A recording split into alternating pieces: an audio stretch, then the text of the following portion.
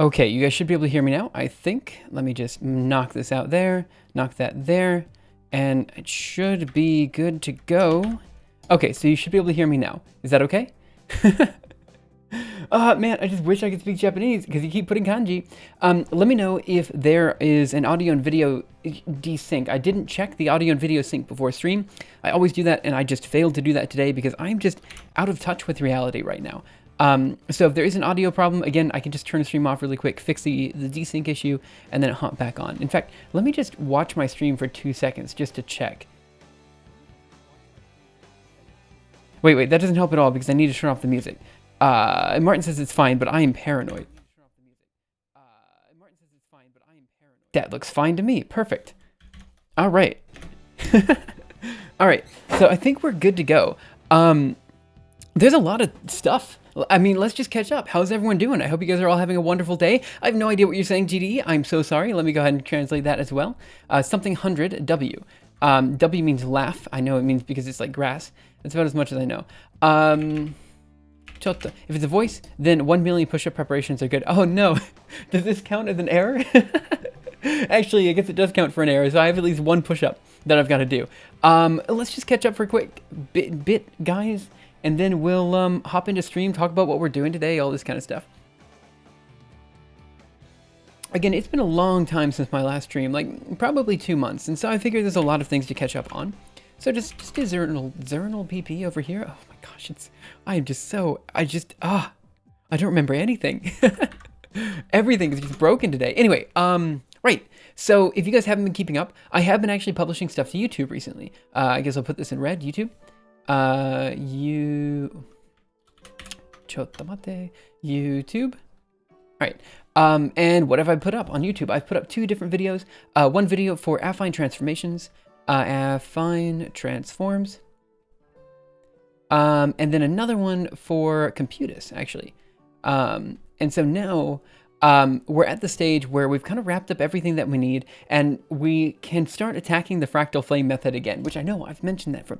Like, if there's one algorithm that I've worked on time and time again on this channel, it is the fractal flame method. I get that. 100%. I understand. But I'm still on it. So I figure let's go ahead and knock it out. Okay, same paranoia as me. I'm always checking sound levels. Man, it's such, you don't know what people are hearing, right? And so like you can kind of tell what people are seeing because I can look on my side screen here and I can see pretty much what people see. But I can't really see, like I can't really hear it. And so that's kind of one of my fears, having everything just like sound awful. So let's see, what else was I gonna say here? Let me just go to youtube.com. Sure, and let's just go to my channel. I was right, and I'm not interested. Okay, let's go to your channel. Go ahead, post a link here. Shh. Yank, yank. Oh. Here we go, paste it here. So yeah, the last few videos also came with algorithm archive chapters here. So if we go to algorithm, where am I? Over here, algorithm archive. We have, of course, the chapter on affine transformations here, which took me forever. This chapter was insane. It was so much effort to make this particular visualization. I must have spent, I usually say it takes like, a certain amount of time to make a video, like usually 40 minutes, 40 hours for every video or something like that. 40 to 80 hours. This must have taken much longer. Like it was an insane amount of work to make all these different visualizations, that we see in here. It was insane. And then we also have another chapter, which was actually out last year on Constitutes, which is the way people calculate the date of Easter. I added in a few more visualizations like this one here, and this one down here. And of course I put the video out just the other day. Again, if you guys haven't checked out that stuff, feel free to check it out, maybe during stream, after stream, whatever. It doesn't really matter too much. I just wanted to kind of let you guys know that those are things that have happened in the past few months. So it's not like I've been doing nothing. On top of that, I've also been working with Grant for some stuff in the background. It should be coming out sometime this summer. And so we'll see how that progresses. Orbits are 2D. Just staring at the analog output and thinking, can people hear me over the game music? Yeah, that's true as well. Audio balancing is also a pain. Orbits are 2D. I had no idea. They're 2D-ish. 2D enough that we can model them in this way. But again, guys, I hope you guys are all having a wonderful day, night, afternoon, morning, evening, whatever time it happens to be your time. And yeah, let me know how life's been for the past few months. I realize that it's been a while. And I guess let me just go ahead and talk about what we're doing today on the stream. Um, and I guess we can just kind of go from there. So, hey Strix, how are you? G is exactly 9. Wait, oh, if you want to approximate it, I suppose. Okay, so what are we doing today? How do you create those visualizations? Oh boy, let me tell you. Geez, last year, if you would have caught the streams, you would have known. A lot of the visualizations are done via GathVL, which is a kind of in-house visualization library that we use all the time. So here's a link to that. It is very poorly documented. I do intend to go back and make the documentation better. It was mainly written by a community member known as Gathros and Gustorn, of course. I did a lot of it as well, but it's mainly Gathros and Gustorn who did the work. And yeah, it's quite good. In fact, I like it a lot more than Manum for most things. There's a few things where the math animation library Manum works slightly better. But for the most part, I like that it's a C++ library. Which is a little bit easier for me to read than Python, for example. Now, it's not as fast as OpenGL. We tried to do OpenGL at some point, and it just didn't work. So we just kind of went back to using Cairo in the back end. Okay, so what else was I going to say there? I think that's it. I think we can go ahead and move on to kind of the purpose of today's stream, which is going to be a weird one, guys. It's going to be weird. I want to hear what you guys have to say about this, because I've got a feeling a lot of you guys are going to be kind of pissed off at me, and I don't really understand why. But I've got a feeling it's going to happen. So let's go ahead and talk about the stream title. You guys know the meme, right? I don't know where I put the meme, but maybe it's in downloads. Let me just try this. If I go here, here's all pictures of my face. Downloads, I'm pretty sure it is here. Okay, you guys have seen this meme before, right? Wow, how'd you get like that? Every time I get an error, I do one push-up. This meme, right? Where you see some super buff guy, who, like, every time he does something that seems particularly trivial, he does one push-up, right? So I was like, why don't we just do this? You know, it sounds kind of fun. I get a lot of errors on stream. Seems pretty cool to do. I've been really getting into these things that kind of mix fitness and computation. Fitness, oh no, plus computation. And this is one of those things that kind of fits perfectly. You'll get so wasted. I have one push-up to do, but this is in addition to, because I had an audio error before, so I have at least one push-up. But this is in addition to something else that I wanted to do. So I've been coming up with all of these ideas that combine fitness and computation, right? I know that sounds really weird, but for some reason, like, I've always been really into physical fitness. I don't have any other way to explain it other than the fact that I do a lot of working out. I really enjoy working out. Swimming in particular is a lot of fun for me. And so I was thinking about all of these different ways in which we could do swimming or do, like, you know, algorithms and athleticism at the same time. And so the first obvious thing that came to mind was an AI swim coach, right? Swim coach. And we did a stream about this a few months ago. The idea here is pretty straightforward. Basically, we have some sort of way to parameterize a swim workout, which I already have. It's some sort of language that I could just call the swim language. And then we basically have an AI iterate through all subsets of possible workouts and stuff and kind of basically creates my workout schedule for a month. The other thing I was going to do,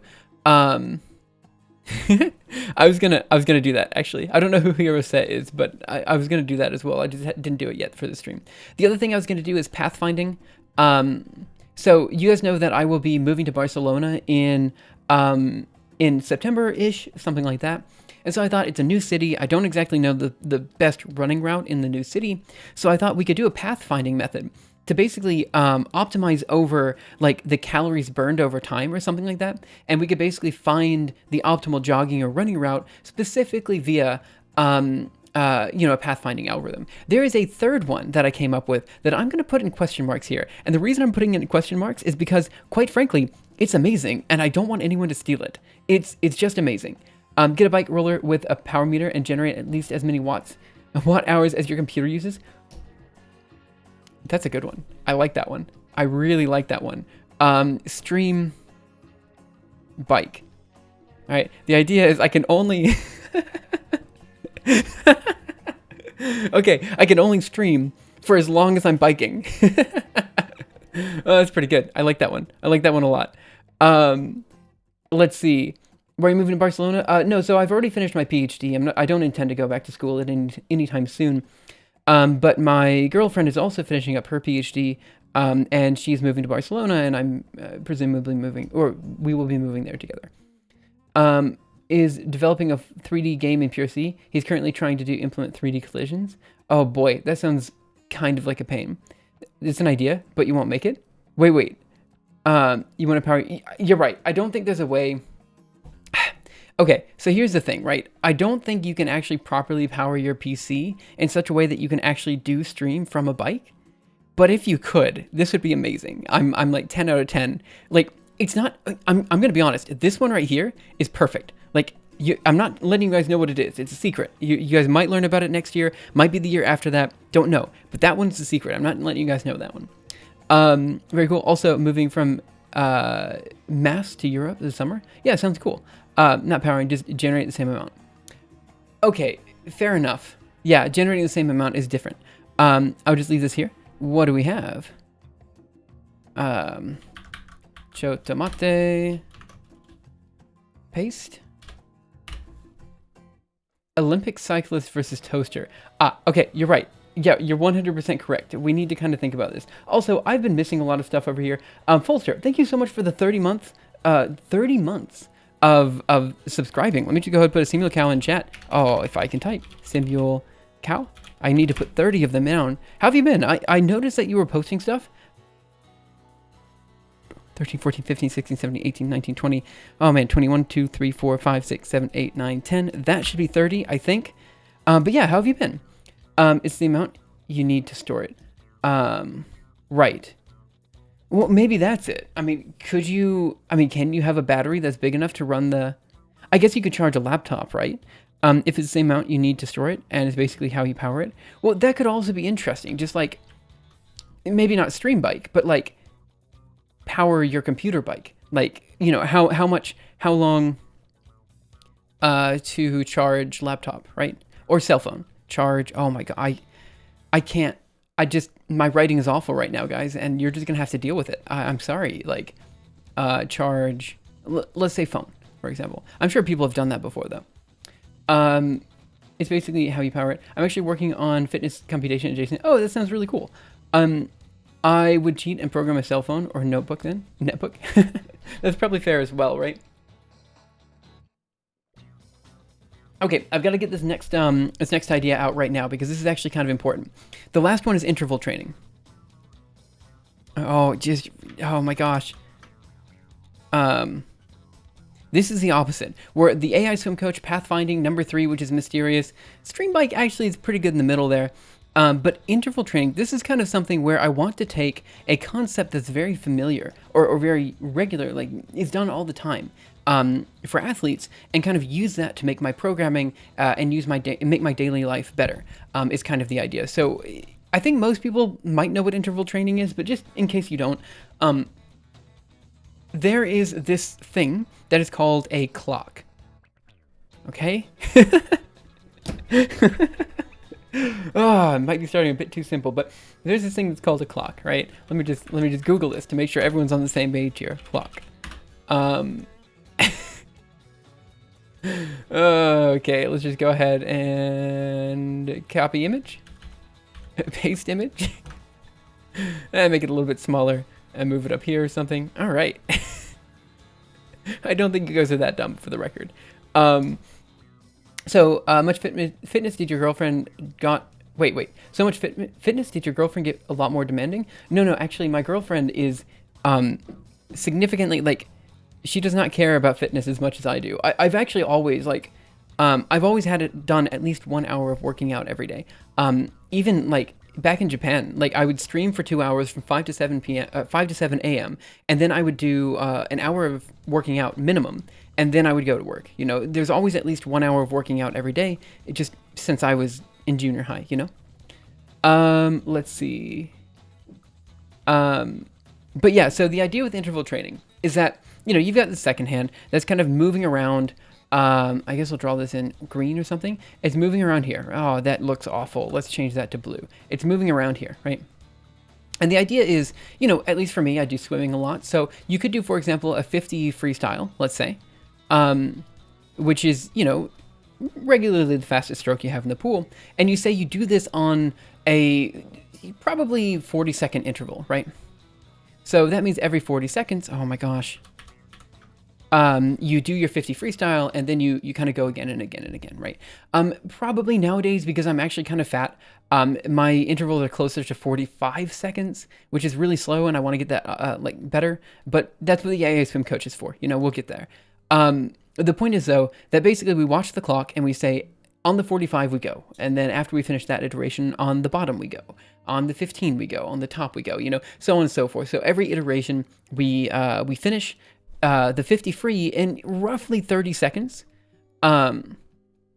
which gives us 15 seconds of rest. Right? So what I'd been realizing was during quarantine and just throughout my life for the past few months, I've been really inefficient, like just painfully inefficient. Like I've been getting stuff done, but it just doesn't feel anywhere near as fast as it used to be. So I thought, why don't we extend this concept of interval training to my daily life and make it so every hour on the hour, so every hour, oh my gosh, hour, we do a 5-minute exercise. All right? 5-minute exercise. Oh gosh, I just can't, I suck today. I can't write anything. We do a 5-minute exercise, whatever it might be. And then after that, we go about our day, and basically the idea is for the other 55 minutes, I kind of try to find some sort of idea, some sort of concept that I think I can get done in the next hour, right? Oh no, I have 2 push-ups now because I have one for I only have 2 push-ups because I've been rambling this whole time. But in 55 minutes, we try to get something done. We do something. Now, if we finish that something before the 55 minutes are up, that's cool. We don't do anything more. We just do the one thing that we plan to do that hour. And then if we have time at the end, we can then just kind of, do whatever we want to do. So like, for example, if I plan to do something and it only took me 30 minutes to do it, sure, I will take 25 minutes rest before the next set starts, And I kind of feel like this idea of like going fast and then taking a break, going fast and then taking a break, ends up netting me more out every day. Like I get more done every day because of it. So this is where stream gets really kind of interesting because I'm not sure how I'm going to keep this up during stream. Hey Kodo, how are you? Something random or something planned? It's kind of like so for example, today so far I've done a number of different exercises, like for example, 50 squats, rollouts, like I've done 150 leg lifts. I did a stretching set. I left push-ups because I thought we'd have a lot of push-ups to do on stream, so I left those, but I usually add those in. Other ones that I enjoy doing are like planks, and then usually I will add a jump rope set, where I'll try to do like maybe 100 doubles, or well, actually, yeah, it's about 100 doubles. And these are all things that you can quickly do in 5 minutes, that importantly, don't make you sweat. Like that's the thing. I don't want to be like super sweaty and just like gross all day. But you want to like at least get yourself motivated and get yourself started doing something, What do we have here? It's nice to see you back again. I once saw a streamer on Twitch who was training on a home bike who drunk out of a watering can. Never found him again. That sounds kind of insane. Walking makes me sweat. That's fair, So, okay, hear me out. I wanted to try it for today. I'm fairly positive that I'm fairly positive people will not enjoy like doing a 5-minute workout every hour, but I have been keeping this up for the past few weeks. And I was honestly thinking about maybe doing some of these videos about the intersection between computation and fitness. It's stuff that I don't think I've seen very many people do. And I think it's something that maybe people could potentially be interested in, What I've realized was I really do need to start kind of pushing the boundaries for my start pushing the boundaries for the content that I put out. What is hyperhidrosis? Hyperhidrosis. This is going to be people who sweat a lot. Oh, look, I mean, so I've mentioned this before. I drink a lot of water, right? Like just way too much water. an insane amount of water, like 7 liters of water a day, kind of insane amount of water. I sweat a lot. Like, it is what it is, you know? So I don't think I have this because I don't sweat that much. But I thought it was, I don't know. We'll see how it goes. So basically, the reason I had to say that now is because we are 2 minutes till the top. So I have 2 minutes until my next exercise. And I'm not sure how this is going to go on stream. Honestly, I'm kind of a bit worried about it. So we're just going to see how this goes and go from there. Hey, Fortuitous Lover, how are you? So I'm going to kind of get set up for the next exercise. What do you guys think we should do? I think I have 2 push-ups to do. But after that, I'm not sure what the set should be. I think I kind of want to do planks. I'm a big fan of planks, but also like I realize planks are like the most boring thing you could possibly do. I have already done squats today, which are also quite fun. Let's see, Twitch. I'm just pulling up Twitch chat on my tablet as well, so I have it available. So do you guys have any ideas for exercises that we could do? Let's see. What am I doing with my life? 1 second. I just go here, maybe? No. Wait, I suck. 1 second. How do I find chat on my stream? Here it is. Found it. This is gonna get swole today. We're gonna see how this goes. Does this work? Hello. Did that work? Good. It worked. Wonderful. Okay. So I'll have this available on the side. Cool. So let's do. What I was thinking was that maybe we could do the exercise together as well. I mean, I'm not saying you have to. Like, don't get me. You don't have to. I'm just saying that if you want to, we could do it together. You know, I'm not forcing you into anything. Like, you don't have to do anything. I can't force you to do anything. But yeah, okay, it's on the top. So let's go. I already did calf raises today. I always do calf raises. I don't know why. It's just at the start of the day, I always do them. Calf raises and rollouts are 2 of my favorites. Okay, so I've got only 2 push-ups to do right now. And then I think I kind of want to do just like maybe 4 minutes of planks or something like that. So then maybe what we'll do is, if you don't feel like going on Twitch from your tablet, you can try Chatterino. I don't know what Chatterino is, but maybe I'll take a look at that later. Okay, so let me get everything set up. I actually, this is really silly. I actually have a separate workout. Yeah, okay, so you can see my feet right now. Hello. Okay, let's see how this goes. Well, again, you don't have to do it. I'm just saying that, like, Amy, 1 second.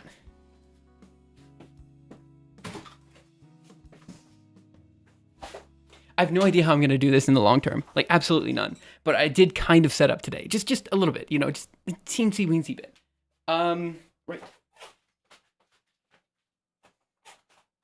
Okay, so... Oh, yeah. And I was going to play background music as well. Wait. This set is really weird, isn't it? I have background music as well. I planned for this. I really did, I promise. I need to go to... this, and then that, and then I think here, and then I think if I click on, what is it? I think I want, there's epic music, there's EDM. What is EDM? I don't know. Actually, I might need to increase the sound. Anyway, we'll figure it out. So just for now, we'll just do some push-ups. We'll see how it goes. Again, 2 push-ups, and how about we do 3 minutes of planks, okay? It should be pretty straightforward, and I'll kind of count it out. And again, I'm going to do it so I'll show you what I'm doing, so maybe you guys can just, like, do what I'm doing. Also, it's super dark. I need to find a better... Oh, I have lighting. Oh, give me a second. I have lighting. Oh, man. 1 second.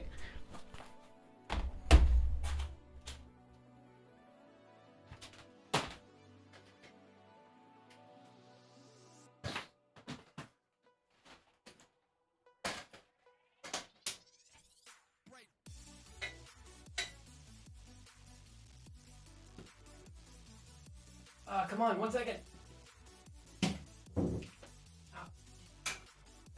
Pete's sake. And then I think if I do this, where is it? Is that too bright? No, you can't even see it. Oh no, you can see it. It might be a bit too bright. Okay, so 2 push-ups and then 3 minutes of planks. And let me move this down here. Oh man, I suck. I suck so much. Okay, so then if I bring this, I'm getting this set up. I've never done this before, guys, so just like don't judge me. I mean, I can already feel the judgment, but you know. Okay, 2 push-ups, and then 3 minutes lengths. And yeah, I know the setup's weird, so. Okay. Oh, where's my watch? Oh, this is so lame. All right. So only 2 push-ups. So 1, 2, and yeah, I think you guys can hear me. So I'll start the planks in let's do 3, 2, 1, go.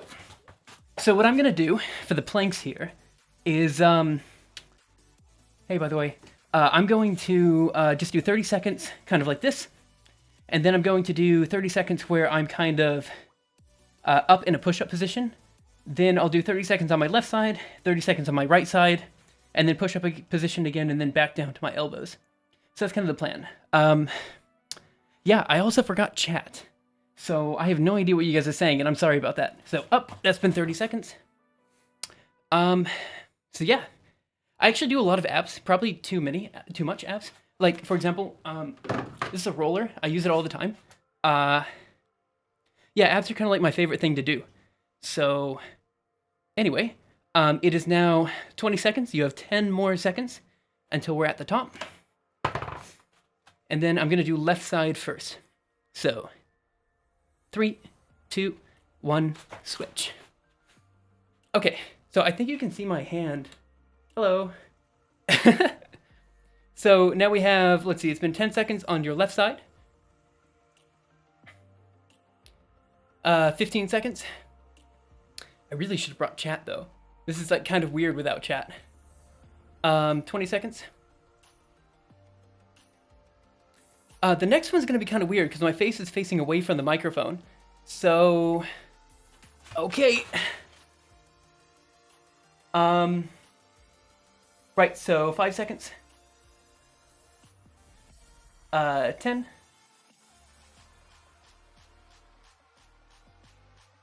15. I have no idea if this is gonna work out or not. 10 till switch. 5. And switch. So I'm now in the push-up position. I actually thought of a bunch of different things that we could do here. I know this sounds really weird, but if you guys have ever seen like an insanity workout, I was thinking about like maybe doing like a 5-minute insanity workout, like every hour on the hour or something. I don't know. I know it's stupid, but I was kind of getting really into it, you know? Okay, so we're almost done with planks now.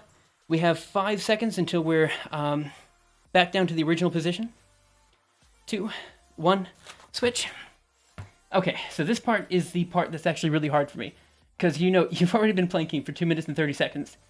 And you're about dead. So, let's see, we have 3, 2, 1, we're at 15. So 15 seconds left. All right, 10 seconds left. We're at 5 seconds left. 4, 3, 2, 1, and down.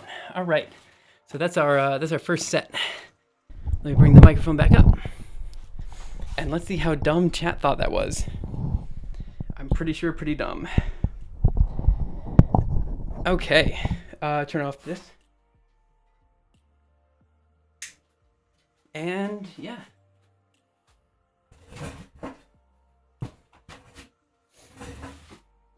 So I think if I do this, I should be back.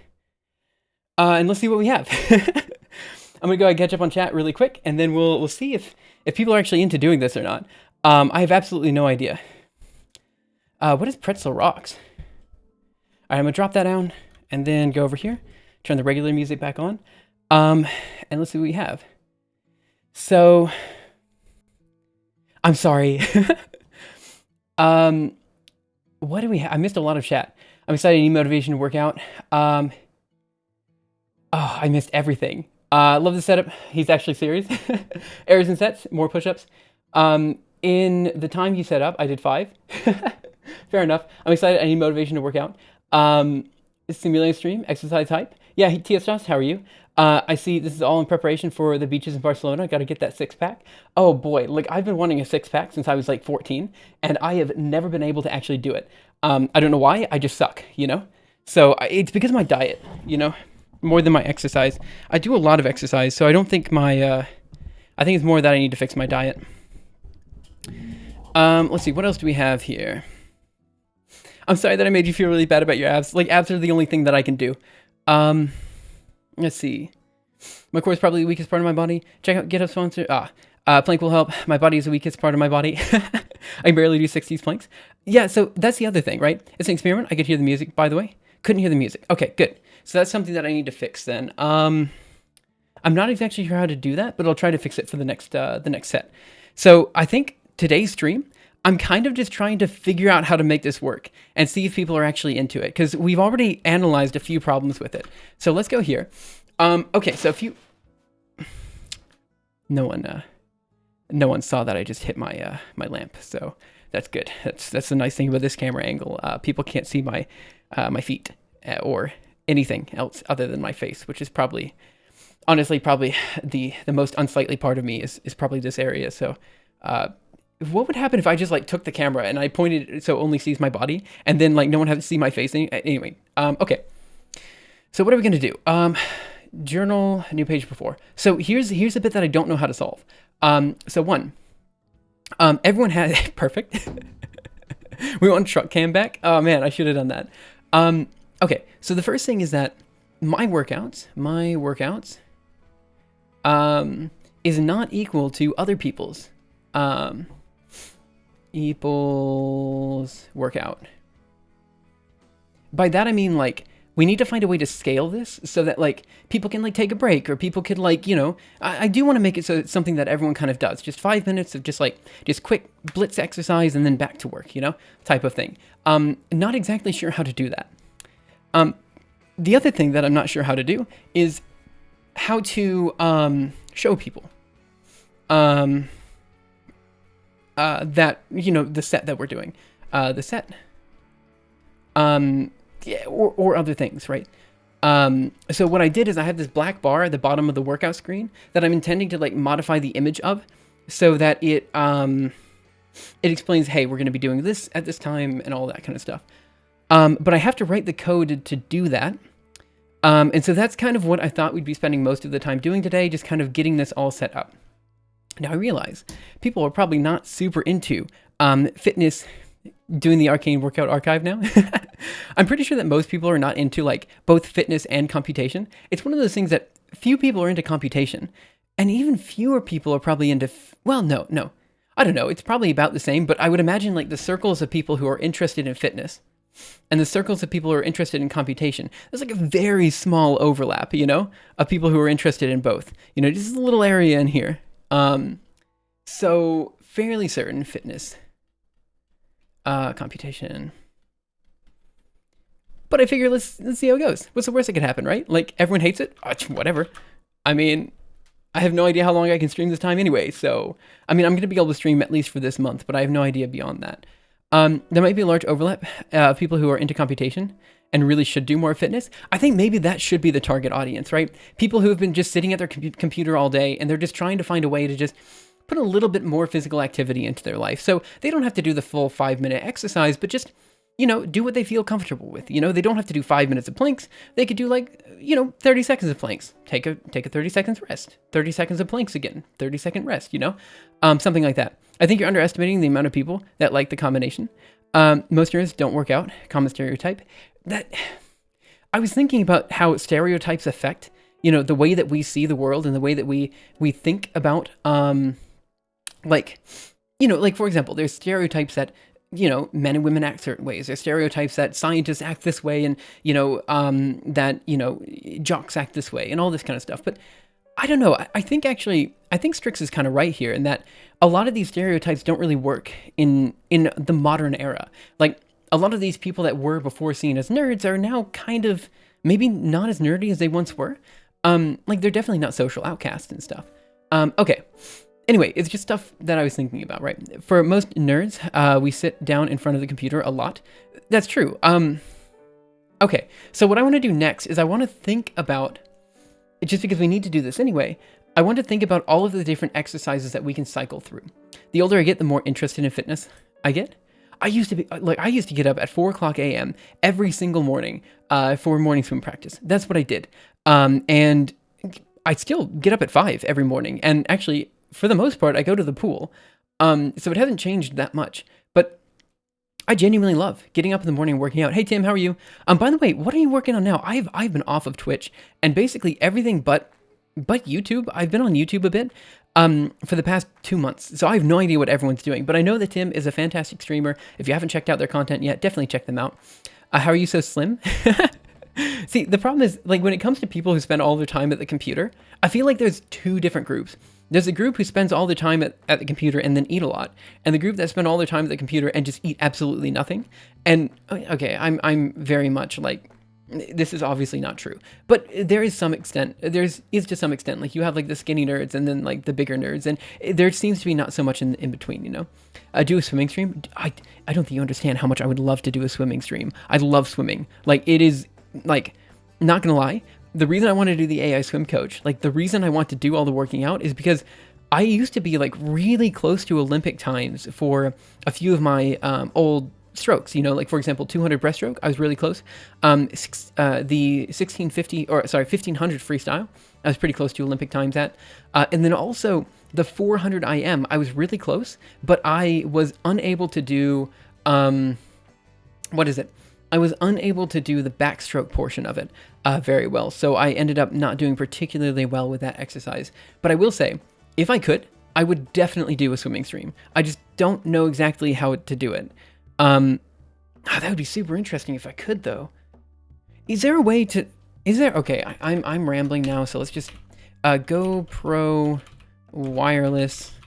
Is there a way to get a GoPro that you can put in the water, and it works wirelessly, so that you could, like... project the stuff to your computer? Oh, Wi-Fi doesn't work. Okay, but that's even still okay. If we just have a camera, there's a way to make it work. I can't go to a pool, but my parents have a lake house. The lake's kind of a bit grimy, because it's a lake. It's not as clear as the ocean.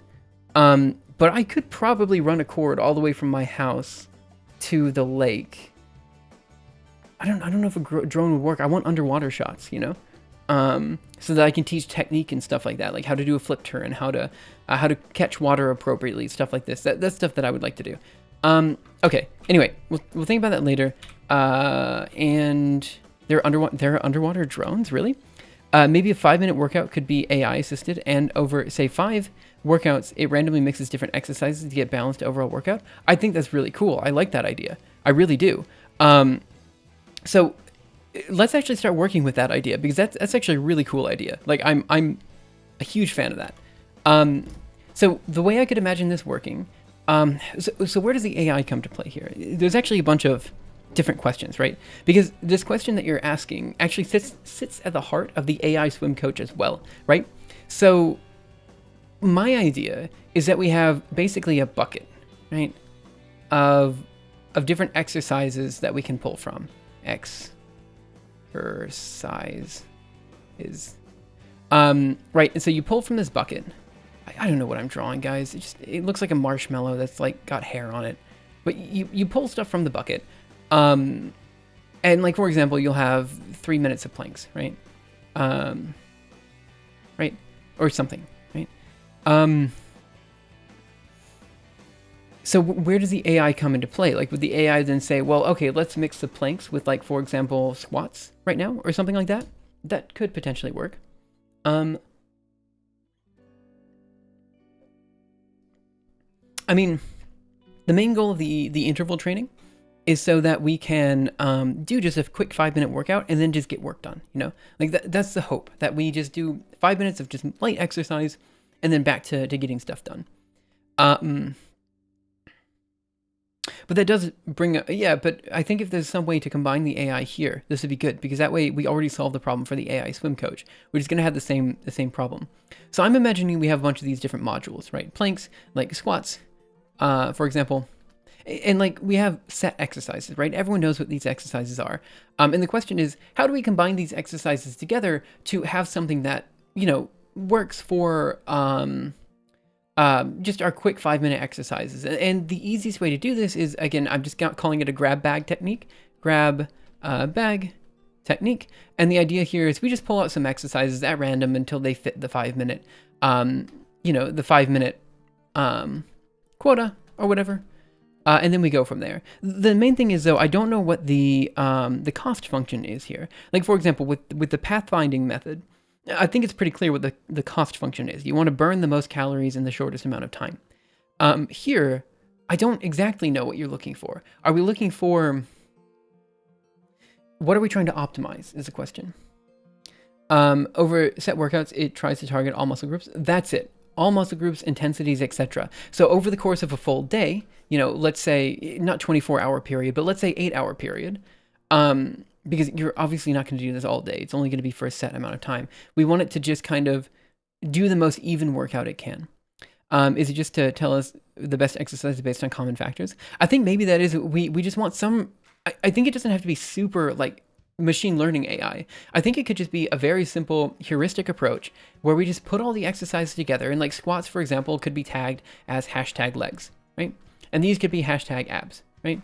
And what we want to do is we want to just kind of say, maybe we give some intensity as well. So legs, and this is going to be like 7 intensity, and this is going to be like 5 intensity or something like that. And what we want to do is kind of average it out. So over the course of the entire day, you've done a decent amount of legs, a decent amount of core, a decent amount of arm strength, all of this kind of stuff.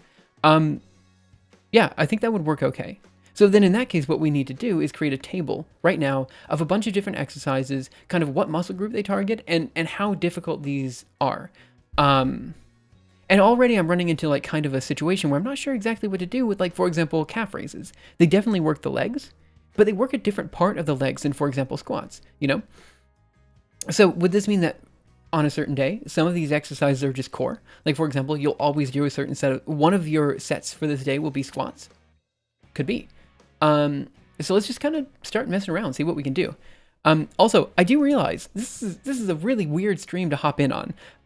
Like, compared to, like, my normal streams are usually pretty difficult to hop in on. This one is just weird. Like, I don't know. My goal is by the end of the day to just kind of have this whole thing sussed out. I like the idea of just, grabbing different workouts, putting them together, and then, just doing them together. I think that's fun. I don't think we necessarily need AI, but having some sort, Muscle Wiki. Now that is a wonderful name. All right, let's go over here, and paste it there. Speaking of which, do you guys know, so there's this thing in Japan, it's called anime. There's a particular anime that is amazing. Let me just find it for you. Dumbbell anime. Oh no, it's amazing though. How do I don't know, images? It's essentially an anime that's just about muscles, and it's the best. Like, okay, there's some bits here where I'm like, okay, a little bit too much fan service. But then you have characters like this, and it's just like, oh boy, like that's what I'm here for. Oh, that's fan service in a different way, isn't it? Okay, let me go ahead and close that, and let's just go to the Muscle Wiki. So we're basically looking at bodyweight exercises. Okay, and we do abs, male, they must be the same exercises, right? No way we have different exercises. Let's just go H. Well, let's just see what happens. So let's do, let's open this tab up twice and see if there's a different set of exercises for the two of them. I'm pretty sure it's the same set of exercises. I'd be surprised if it wasn't. So body weight, let's do abs here for female. And then abs here for male. It's crunches, except a guy is doing it. And it is crunches, except a girl is doing it. Okay, is that the only difference? Like, they just decided they would have... Also, there's way more. Like, they only have a set of, like, 4 different ones? Oh, come on. There's way more exercises that work your abs than this. I can come up with, like, more, just... Okay, but this is a good place to start, right? So let's do select language. Oh, sugoi na. Alright, let's go back. Let's do, so chest we have push-ups, but I'm actually interested to see what else they say besides dips. Really? Push-ups, incline push-ups. Yeah, fine. Decline, yeah. Okay, that's kind of what I expected. Context. So we are doing a single push-up for every error that we do on stream when we start coding. I haven't started doing coding yet today.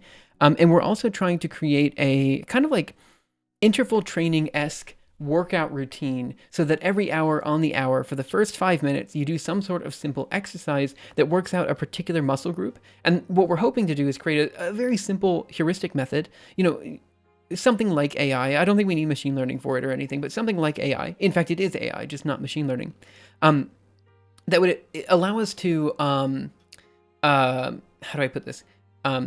Make sure that we're working muscle groups like effectively, like doing a full body exercise throughout the day. I think that's kind of what we're shooting for. Okay. So hanging knee raises. The issue with this is I have nowhere to hang.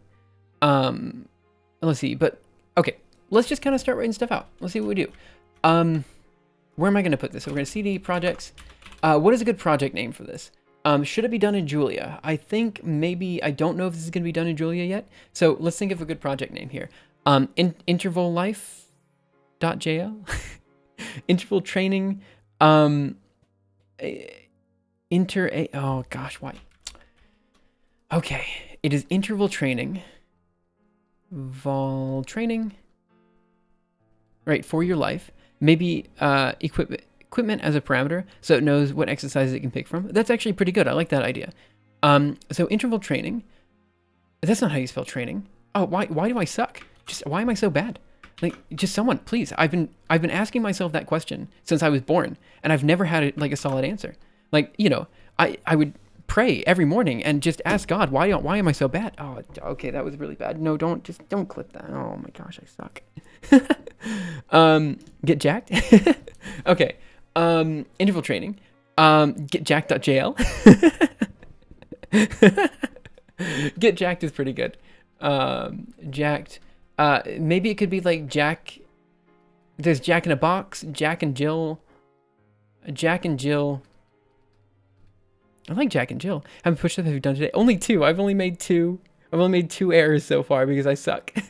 I haven't even started programming yet. How much caffeine have you had today? None. I actually don't drink caffeine. I do drink a lot of water though. Do we want to talk about my water consumption again? Because I think we've already had that conversation. Oh, I do eat a lot of mints though. Like mint. Like these things. I have a lot of these. Wait. Did you change your name, Alexor? Is that the same Alexor who came by earlier, but you added an E to it? Huh. Or is this a different one? Who I didn't. Okay, good. Whew. I thought for a second you were a new person, and I was just really confused. Let's see. So Jack, I like the idea of Jack. Jack intertrain. Let's see. Jack and Jill. Jack go lantern. See, we're getting kind of. I think I'm getting stuck. Let's see. Fitlife.ai. Ooh, that isn't. How is that one not taken? That one's clean. That one is. Okay, it has to be taken, right? I probably shouldn't just. Okay, I really should not have just opened up like random websites. But what if it's Fit Life, as in Fit AI, Fit Life? I'm now seeing my problem. I have a problem.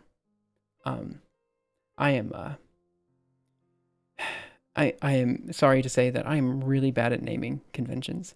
I think maybe we should pack up the bags and go from there. Is it an error? I'll count that as an error.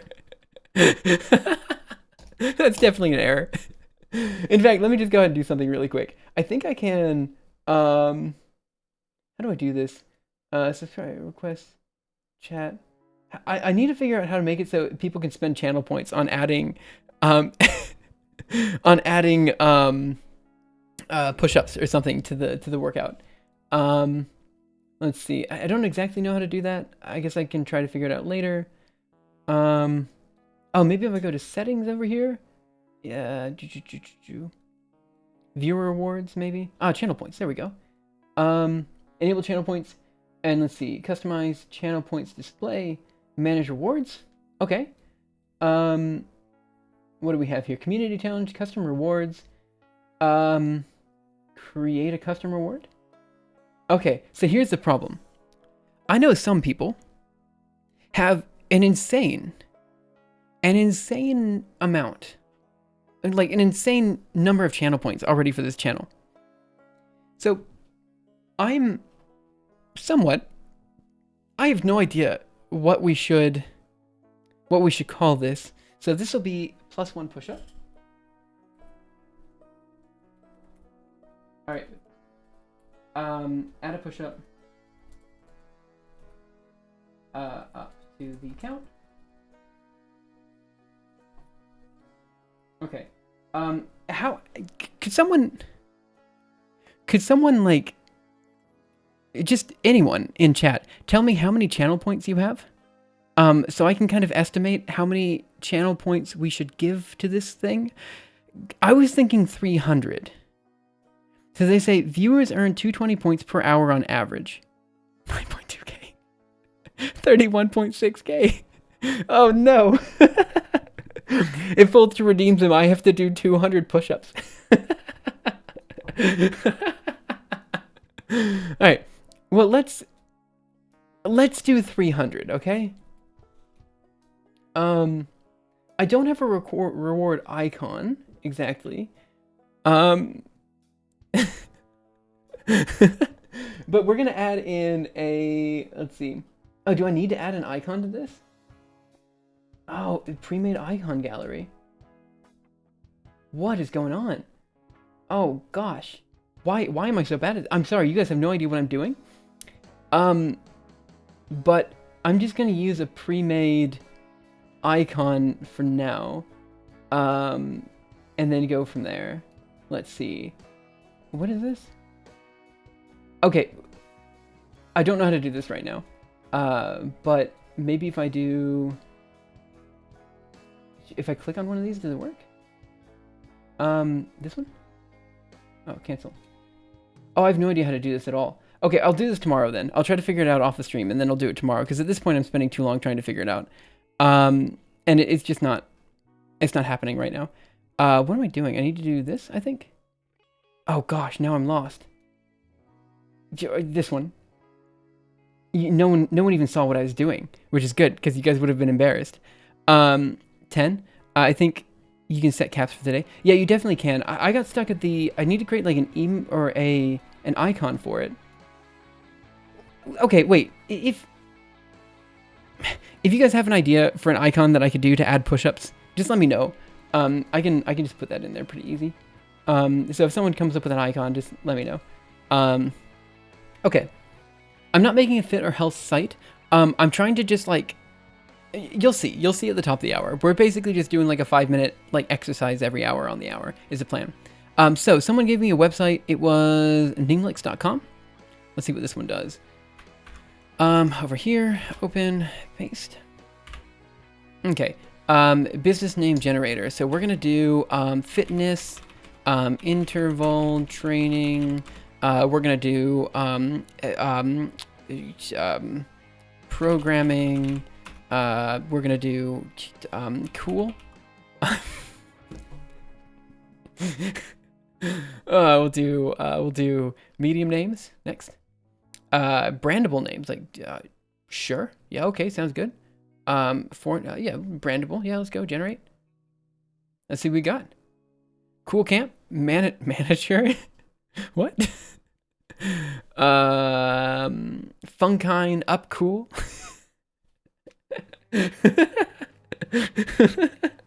Welcome to our hourly up cool routine. What else do we have here? Fitnoid. Fitnoid is not bad, actually. Oh, but okay, but I think these are already taken. What's up, cool? I have to pay $4,000 for Fitnoid? I feel like this is not. Yeah, I don't think that's a good idea. Fitness Klimjack? What? Coolery? Fitness with a lot of S's, just enunciate the fact that I have a lisp. Chorist is not bad. Body Dove, kind of weird, but I don't hate it. Power G. Whoa, that's a bad one. Cool Linux. Oh man, some of these are pretty good, but like some of them bodtastic. There's one in sight. If the names are already taken, I don't really know. Bladile. It sounds like your bladder is about to explode. And some of them are good. Some of them swolulate.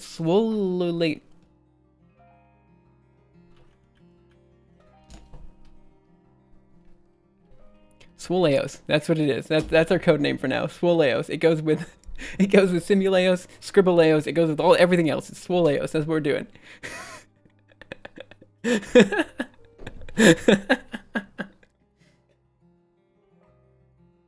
Okay. So we're gonna cd. Oh, where were we? We were over here. So we're gonna make directory Swoleos.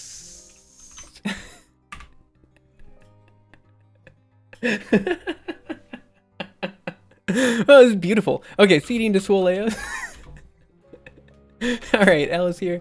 Okay, so the next thing we need to do is populate. Essentially, we need to figure out kind of what metrics we need to take into account, like what exercises do, and like what constitutes a full body workout, right? Like what are we looking to do? So let's just kind of think about that really quick. Oh, it's a beautiful name. Okay. So for example, we have obviously simple things that everyone knows. Like for example, we have lunges, and we have squats. And in some sense, these kind of work out the same muscle group, right? So the question is, how fine-grained do we want to do? Do we want to do legs or do we want to do quads, right? Right? Because you've got quads, but then you have, for example, calf raises, which specifically work out the calves, right? And then you've got, for abs, you've got a lot of different abs. You've got back exercises, you have, you have planks, and then you have, for example, various different crunches. I personally like bicycle. Okay, try that one again. Bicycle crunches. How do you spell bicycle crunches? Bicycle crunches. That looks right. Bicycle crunches and stuff like this. They kind of work the same thing, but also you've got to, you have obliques, and then you've got like lower abs and upper abs. So maybe what we actually want to do is we actually want to take this not over the course of a single day, but over the course of a single week. So you have Monday, Tuesday, Wednesday, Thursday, Friday, Saturday, and Sunday. Let me just, one second, just ignore my mistakes. And the idea is over the entire week, you will kind of switch between exercises that work different muscle groups within the same like region. So for example, for abs, you'll switch between planks and bicycle crunches, but you might not do planks twice you might not do planks again, like day after day. It might be like on the one day you do planks and the next day you do bicycle crunches or something like that. And this way we have some sort of, it's essentially a scheduling question. And that's actually really cool. This became really cool really quick because now we can use scheduling algorithms. Oh, this is amazing. I'm actually really into this now. I've always wanted to learn how like a scheduler works for a supercomputer. So now we are able to combine supercomputing and athleticism. That is amazing. And I'm actually incredibly excited for that. Okay, so, oh man, I'm actually super excited now. Because now we're essentially trying to create a scheduler. That's what we're doing. Let me get some water. This just turned into like the coolest thing ever. Okay, it's not that cool. Like there are cooler things, but I'm still pretty excited about it. So what am I doing with my life? One second, I gotta think about this. I am, um, I'm doing something, and I'm not sure what. Okay, so the question is, first of all, we need to create the set of exercises, right? Then we have to create the kind of the scheduling rules that we have to go by, and then we basically create the scheduler, and that's where we're at. Also, guys, if I missed anything, I'm trying to keep track of any events or anything that might be happening, but I can't guarantee I'm keeping track of everything because I'm really bad at just like watching like any notifications or anything on the side. So if I miss something, just let me know.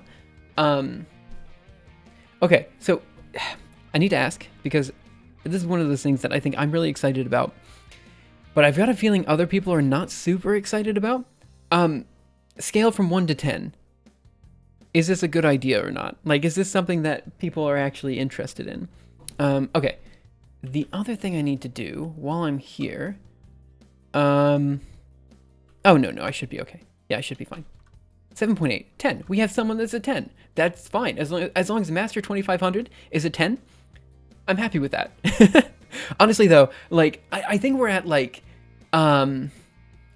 as long as it's over 5, I think I'm gonna do it because I'm at like an 8 for this. Again, it's not the coolest thing I've ever seen, but it's up there. Like it became really cool all of a sudden. 8, I could try following something like this. I think it'd be really cool. Actually, health is very important. 8.9. Cool. Okay, so that's it. Just because people think health is important. All right, so that's our gimmick. Okay, so we have 20 minutes until the next top where we need to do the next exercise. And the question is, what can we do in the next 20 minutes? And what I want to do is try to just kind of lump things together into different exercises, right? Like different groups. So we have arms, we have legs, we have abs. What are the things? What are the groups are we trying to do here? I would say we probably also want a yoga set. I am maybe just a little bit. I do play Ring Fit, but I'm not intending to follow them exactly. 100. Oh, Shaku. I can't read. The link in the link to the general problem makes it 9 out of 10. What about mobility? Right. So okay. The muscle groups that we're doing right now. Journal, new page before.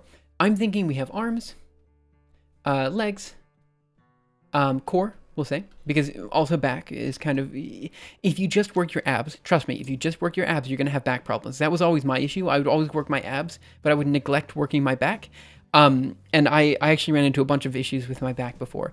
And then about mobility, we have, maybe we combine things together, like mobility, yoga, stuff like this, because I love the idea of doing like a jump rope set every day. It's pretty easy. It's pretty easy to do, you know? Maybe each exercise could come with a quote or idea you could think about for 5 minutes. That actually wouldn't be so bad. But I was thinking, like, when you said that, I immediately thought of, like, bad quotes. Like, I don't know. But, like, specifically with the mobility in yoga, that's really important. Like, for example, if you're doing tree pose, for example, you probably want to say, hey, focus on your breathing. And it doesn't matter so much that your legs aren't perfect. Just try to do the best you can. All right, I'm gonna have to translate some of this GDE. I'm so sorry. Translate. Translate. Google Translate. Let's see, what do we have here? Sore nada? What is sore nada? Why do I suck so much? It's a voice, that's it. Honto. Da. Soka. Honto. What do we have? Post that. Then I'll go 1 million. Oh. And then what's this one?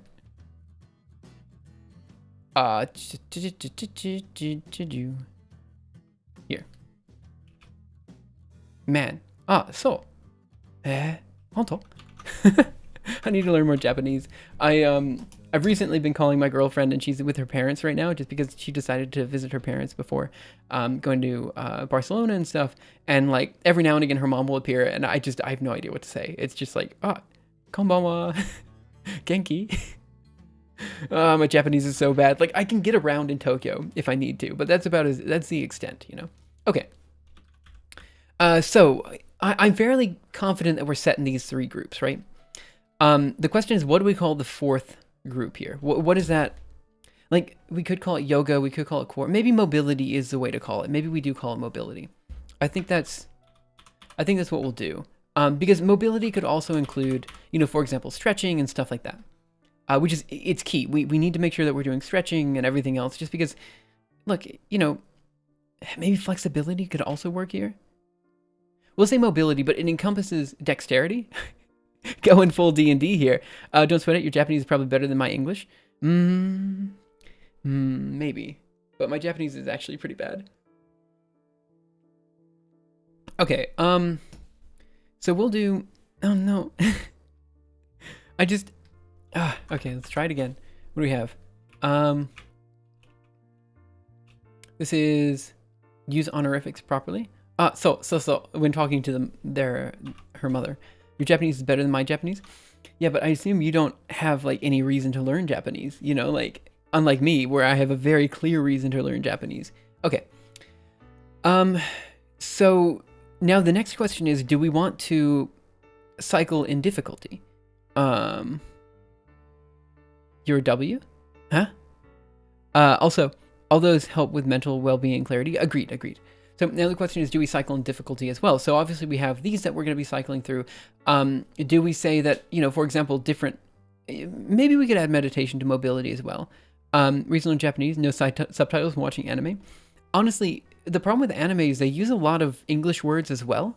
Like a lot of, specifically shonen anime will use like German words, for example, just interspersed in between their normal like Japanese talking.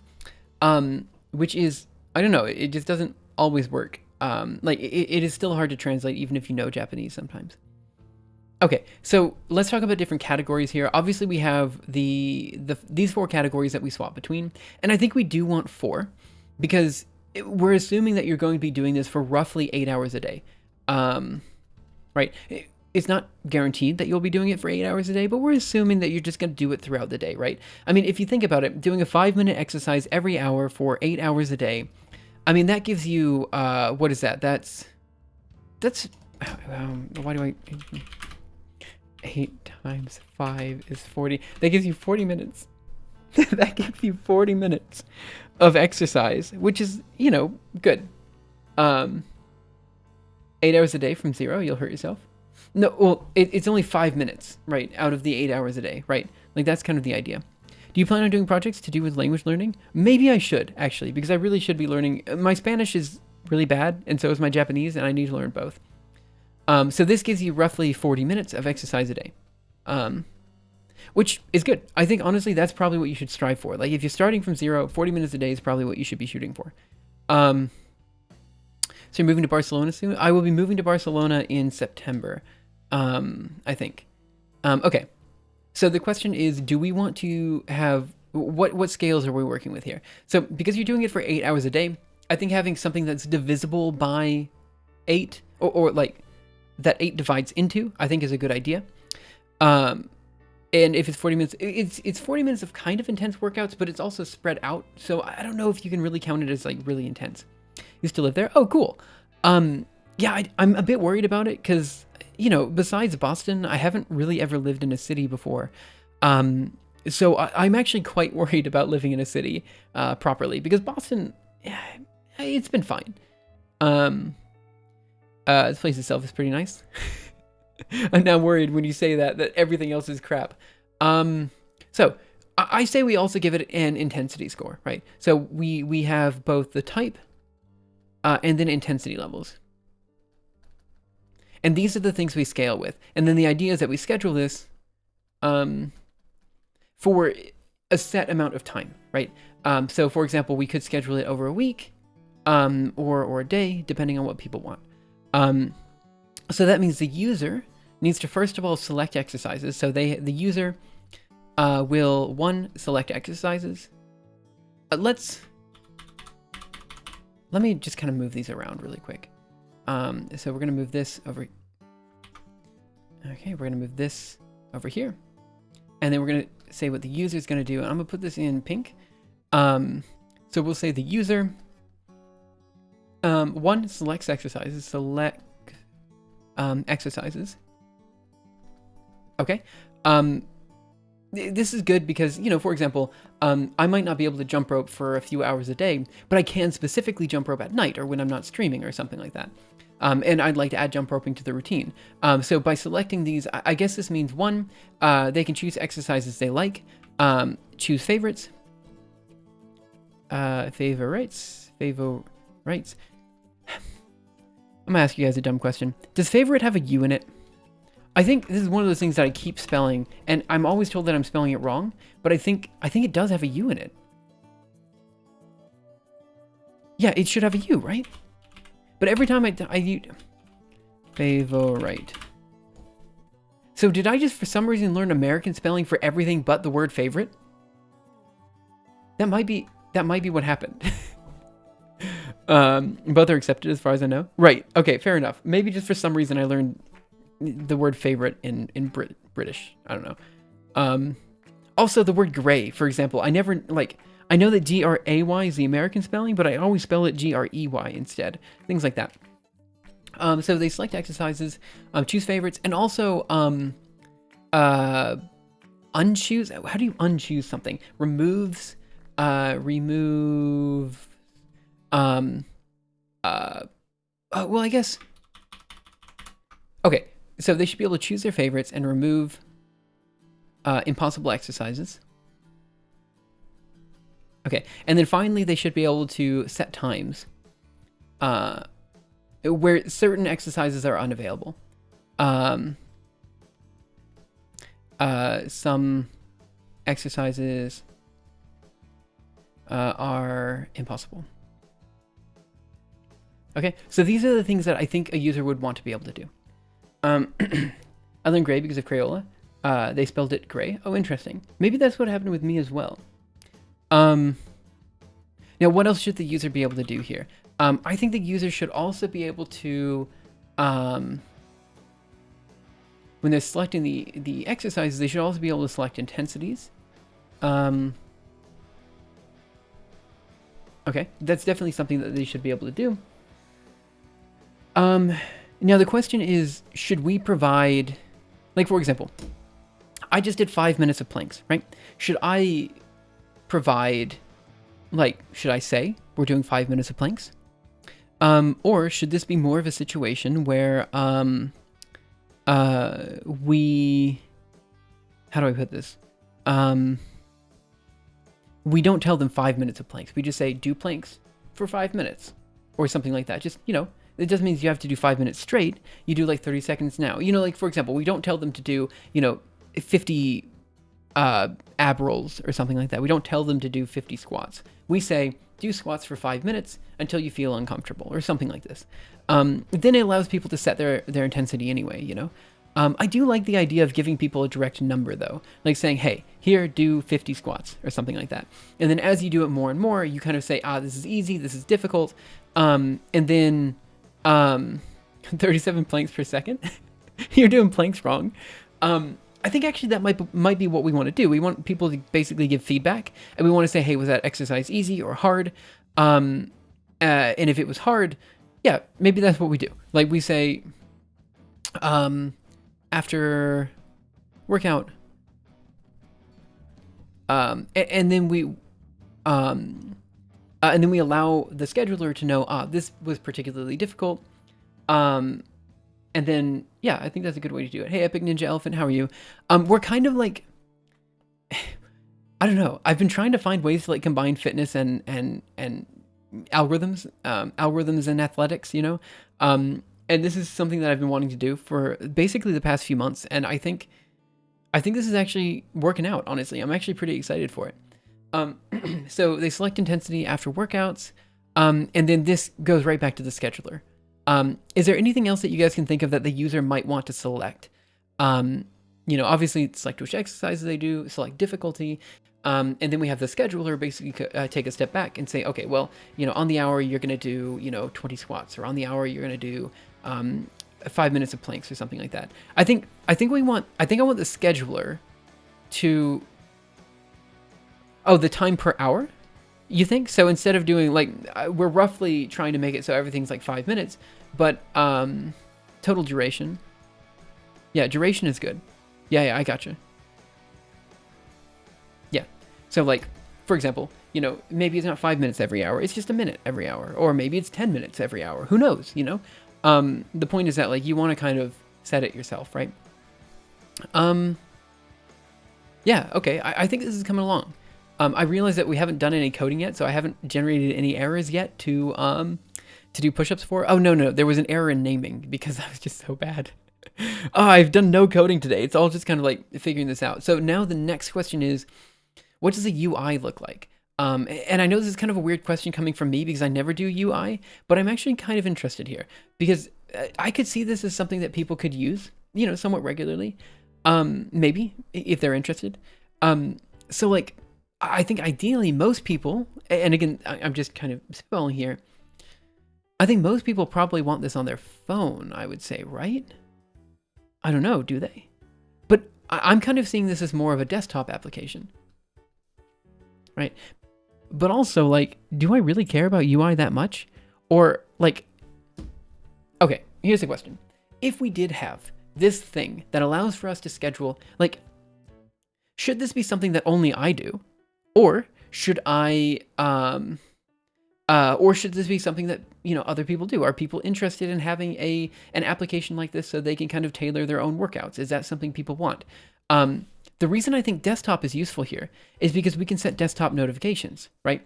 Yeah, we're kind of making a fitness app in a way.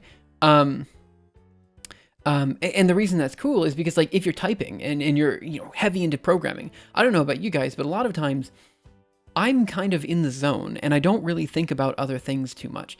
Even if I'm just wasting time on Reddit or YouTube, I kind of don't look at my clock, you know? So having just a quick notification up here on my desktop, which I'm spending most of my time on, just to say, yo, it's been an hour, let's go ahead and start doing an exercise, I think is really useful. Really useful. I also have no idea how to make a phone app at all. I mean, maybe this is the time to learn. I wouldn't mind. But, you know, the big thing is I feel like, okay, so on the other hand, we need to think about not only the UI here, but also, like, will this be something that people, like, not pay for? Web app could also work as well, maybe. It's just something they have online in the background. But I feel like there should be maybe a website works for both. What do I need to do to make it so the website can run things? I guess they'd have to keep certain cookies that represent their own tailored notifications. Hands out internet microservices.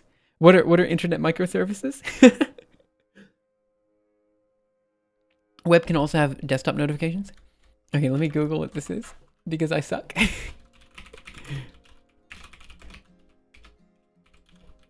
What is an internet microservice?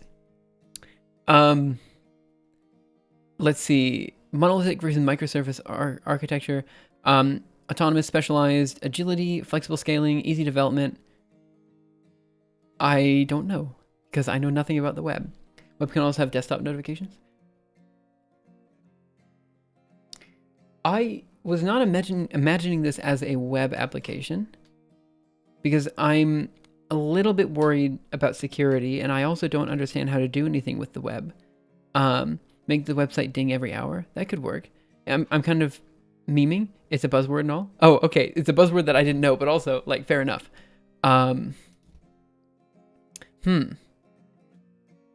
Okay, so this is good. So we've kind of set ideas. We have all the ideas kind of in our head. In my mind, we have an idea of where to go. It's just a matter of figuring out kind of the details here. Like, you know, how are we actually going to implement this? In my mind, the interesting part about this particular thing is the scheduling here, right? And the reason I find that interesting is because this is something that I could very easily sell to my YouTube audience as a combination of athleticism and algorithms, right? Like, there's a whole bunch of different scheduling methods that can be used. But then the question is, do we want to go that extra step further and provide an app for everybody? And I think people in chat are generally saying that's something that people want, or could potentially want. And if it is something that people could potentially want, then let's provide it, you know? Initially, when I came into the stream, I was imagining just, how do I put this? I was imagining, like, it's just something that I have working on some Julia file in the background, and it's something that I only really have on my machine.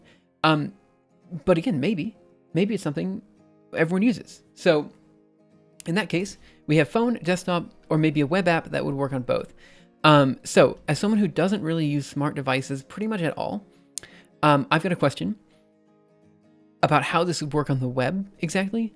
I mean, I feel like most people who have a phone are expecting some sort of app, right? Like that's probably what they're expecting, right? I would imagine. Yeah. Okay, but we're getting there. Is there a way? Is this what Electron does? This is a stupid question. Is this why people use Electron, so they can easily move between these? You can easily make a web app into Android iOS app. Okay, I'm gonna Google something, and don't judge me. Please don't judge me. What is a web app? As compared to a website. Electron is a huge turd, however. Web application compared to a website. Electron is for desktop apps. I see. But Discord's written in Electron, right? And it works perfectly fine on your phone. Just make the web app responsive. Electron is for desktop apps. They're the same. Okay, maybe. If they're the same, let's just... So, we mean a website. Okay, cool. Then in that case, yeah, we could probably make a website. I'm just hesitant to do so. Okay, so then the question, if we do go through the web, the question I have then is how do we run a local script? I guess this would have to be written in JavaScript? Question mark? Oh no. A website for Android, I think Flutter is somewhat similar. Okay. I don't know JavaScript. I don't know any of this technology, but I figure, now's the time to learn if I'm going to learn, right? Give me 1 second. I need to set up, so.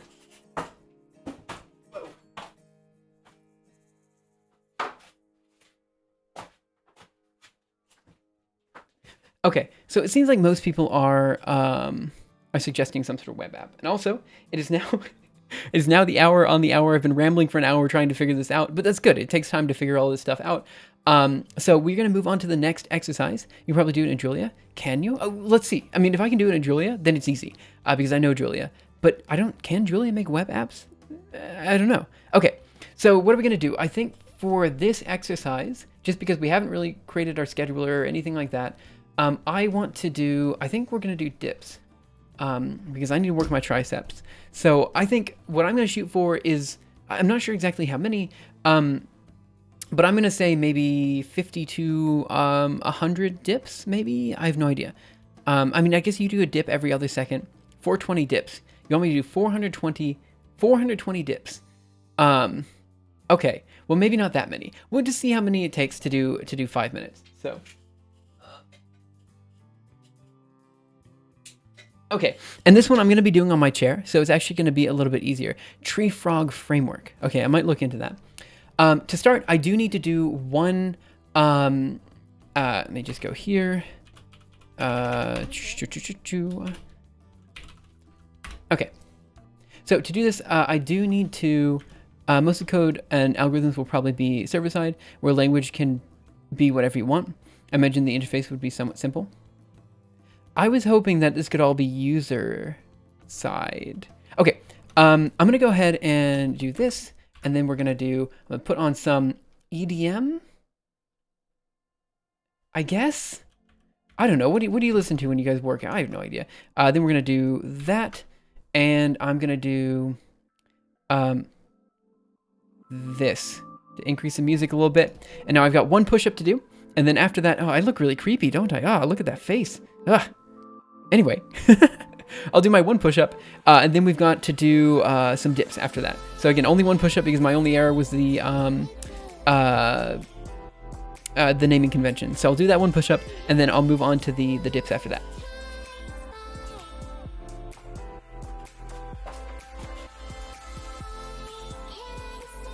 Okay, there's my push-up. Now for some dips. I'll move this microphone over here.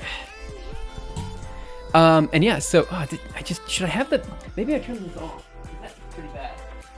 I need to figure out the lighting here. I'm not exactly sure how to do that, but we'll do 5 minutes of dips. I'll go ahead and set the timer. Give me just a second. And so I think what I'm going to do is maybe a set of... Ooh, this might get difficult pretty quick.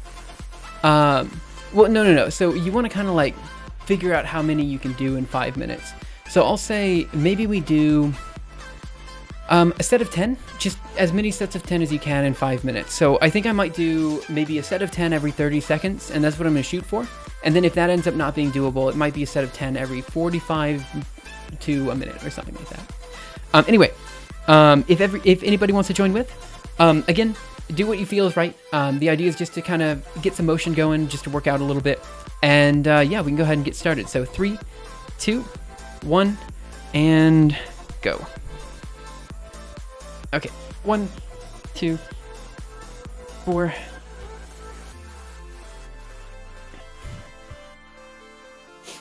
Okay, so that was about 10 seconds for 10 reps, right? So I reckon probably 10 reps every 30 seconds is about right. So again, that was about 20 seconds, and then in 10 more seconds we can go again. So in 5, 4, 3, 2, 1, and another set of 10. Hey Trash Talk, how are you?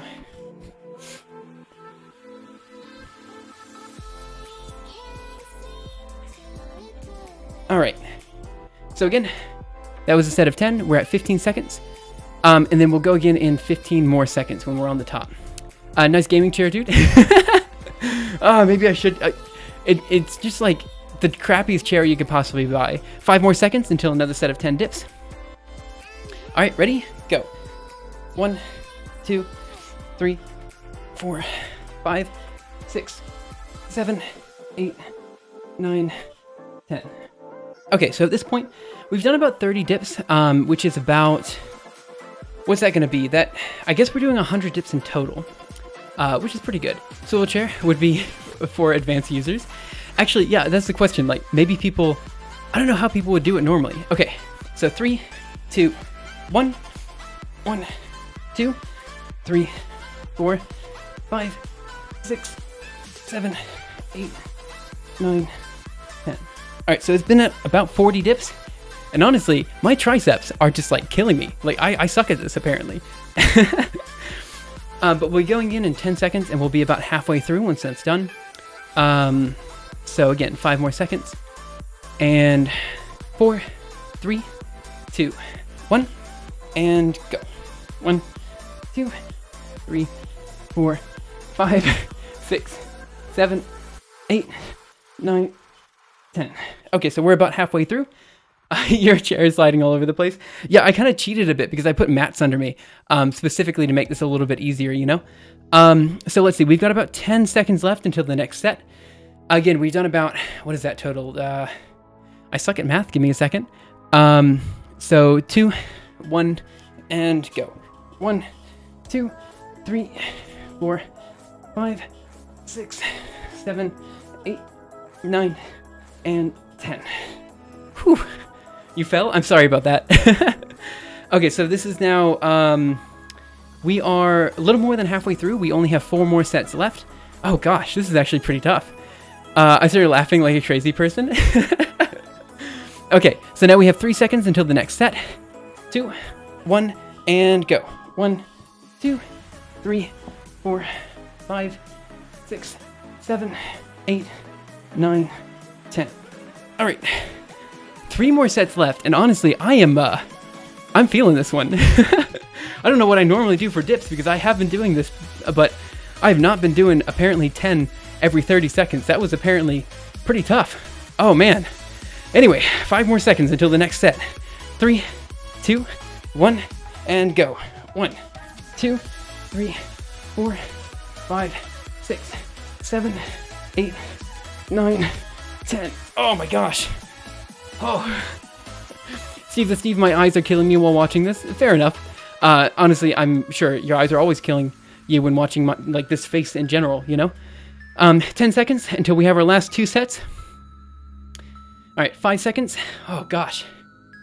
3, 2, 1, and go. 1, 2, 3, 4, 5, 6, 7, 8, 9, and 10. Okay, last set in about 20 seconds. Oh, man. Take just a little bit more time, 15 seconds. I'm breathing hard. This is actually a really good idea. I'm pretty excited about it. 5 more seconds until the last set.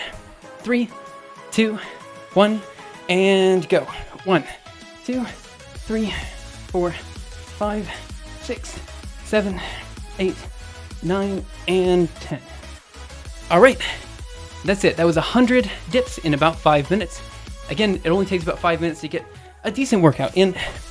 I think I can switch back to the normal view now, and maybe drop this back down to something like this, I think is about normal. And turn that off. Turn that back on. Okay.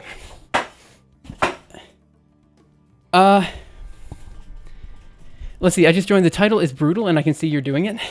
Yeah, I'm really trying to like do better, you know, in life. Also, the idea with these 5-minute exercises is that it's 5 minutes, but you don't like sweat during those 5 minutes. I'm sweating a bit.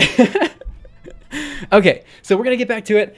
So now we have the idea. So what we've been doing for the past, what we have been doing for the past hour, 2 hours, I think I did my dips all wrong. Totally fine, man. Next exercise, you can pick it back up. I mean, that's the thing about exercise, right? Like, it takes a while to get up to, like, being able to do things, like, well, you know? Like, even if you could only do 10 dips, that's still 10 dips more than you would have done before, you know? Like, and that's it. It's just incremental progress, you know? Okay, so, at this stage, we have the idea of kind of... so what we have been doing for those of you guys who might have just come in is we have been trying to come up with this idea of creating essentially an athletic scheduler. The idea here is that we split a bunch of these exercises into arms, legs, core, and mobility. And then we kind of schedule these into our week. Basically every hour on the hour, we do like 5 minutes of exercise or something like that. And what we're trying to do is target certain muscle groups, but kind of average them out throughout the week. So at the end of the week, you've done kind of sort of a full body exercise, pretty much every day. And yeah, we're just trying to figure out the best way to do this. Now, everyone's telling me I need to create a web app, and I'm a bit worried about that. So what I might do is I might just create something in Julia just to see if we can get something working and create like a terminal app for it first. And then we have the terminal app that's just constantly working in the background or something. And then after we create the terminal app, we then go forward and we turn that into something that could then turn into like some sort of UI or something that people could use. In fact, this might be something I might just like if people really want it, I might just like pay someone to do it that actually knows how to do this kind of stuff. Whereas I don't know how to do it, you know, and I know my limitations here. Okay, but before we go down that discussion, we first need to kind of, I guess we need to look up how schedulers work. I guess that's what we need to do next, isn't it? Okay, I'm in for this. So no HTML. I actually have been doing a bit of HTML during work recently. And it's not as bad as you might think. It's fine. But also, if you guys don't know, Husky used to join the channel pretty much every day and just ask whether we were doing HTML that day. And the answer was always no, because I've never done HTML on stream. Maybe one day, like a long time ago, but it's been a long time. The R&D would go quicker like that. The R&D would go quicker like what? Oh, if you create the terminal app first. Yeah, that's probably true. Let me go ahead and delete some of these tabs that we no longer need anymore. I probably needed that translation tab because I'm sure GD is going to say something. You did HTML and Husky missed it? It might have been one day. Okay, so let's take a look at how modern supercomputing schedulers do what they do. You know, so let's take a look at like Slurm, for example. Scheduling algorithm. Let's see what we have. Let's see. Ooh, that's a PDF for you, isn't it? Okay, so we're just gonna open this up, I guess, in Chrome.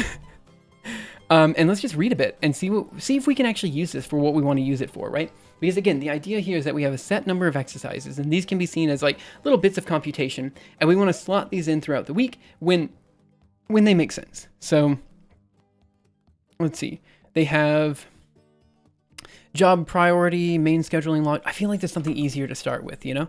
Um, Biggest advantage, tuning, Slurm overview. Maybe this is what I should have started with.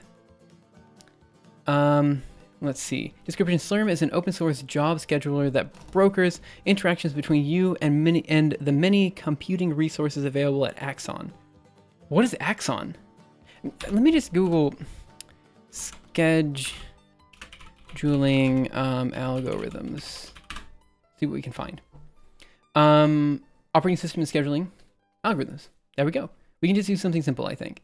Later on, we could find something more complicated. Use a Julia framework called Genie, super simple, and to render, let's see, Genie, Julia. This might be the way I go. Highly productive Julia web framework, get started with Genie. Using Genie, Genie.router, route hello. Get started with Genie. Route hello, do hello, welcome. Yeah, okay, let's see what we can do. I think if we could create like a very simple web app, that's probably the way to go. If people want something more complicated and you know, I figure we can do that. But I'm actually probably more interested in the terminal application than I am the web application, honestly. Okay. So let's take a look at these scheduling methods. And honestly, guys, I realize, hey, you know, we haven't done very much coding today. So I haven't really had the chance to do very many push-ups, but trust me, they'll come. This is a long-term thing. Terminals for the Windows. I don't think, that was a dumb joke. I'm just gonna, terminals for the win. Yes, you're correct. I was just being dumb. Okay. So I made a lot of bad jokes today. It's my first day back, guys. Don't be that mean. Like, come on. Okay, so process scheduler schedules different processes to be assigned to the CPU based on particular scheduling algorithms. Okay, there are 6 popular process scheduling algorithms which are going to be discussed in this chapter. First come, first serve scheduling, shortest job next, priority scheduling, shortest remaining time, round robin, and multiple level queues scheduling. Okay. These algorithms are either non-preemptive or preemptive. Non-preemptive algorithms are designed so that once a process enters a running state, it cannot be preempted until it completes its allotted time. I'm now kind of realizing that maybe... Bad boy, I'm sorry. I'm now kind of realizing that maybe... Okay, let's just see how these guys work, because maybe this isn't exactly what we need, right? Because... Okay, we have to think about it a bit. We are going to do a 5-minute exercise every hour for eternity. That's not eternity, but for as long as the algorithm, for as long as the method is running. So how do you do that? You have a set of exercises. All of these exercises have priority assigned to them based on whether or not you've already worked that muscle group today. And whether or not, and the difficulty of the algorithm. Right. Okay. So this might be okay. So first come, first serve. Jobs are executed on first come, first serve basis. I don't think we want first come, first serve. That doesn't really make that much sense for us. But I think priority-based scheduling might be what we want. Because first come, first serve is just like you grab an exercise at random and you apply that. And I don't think that's what we want. I think we want to make it so all of the methods are queued at the same time, maybe? And if all of the methods are queued at the same time, then we assign a priority at that stage. I think you may find it helpful. A more simple algorithm like, for example, a burger table. Yeah, maybe. Let's look at what that is. Burger table. Okay, yeah. Yeah, this might be what I'm looking for. Burgertables.pdf. Crenshaw burger tables for pairing round robin tournaments. Okay, let me try Googling this in Google instead of DuckDuckGo. A lot of times I just find the results are slightly better. So you're saying go for the round robin tournament over the priority base. Scheduling is important, but big biceps are importanter.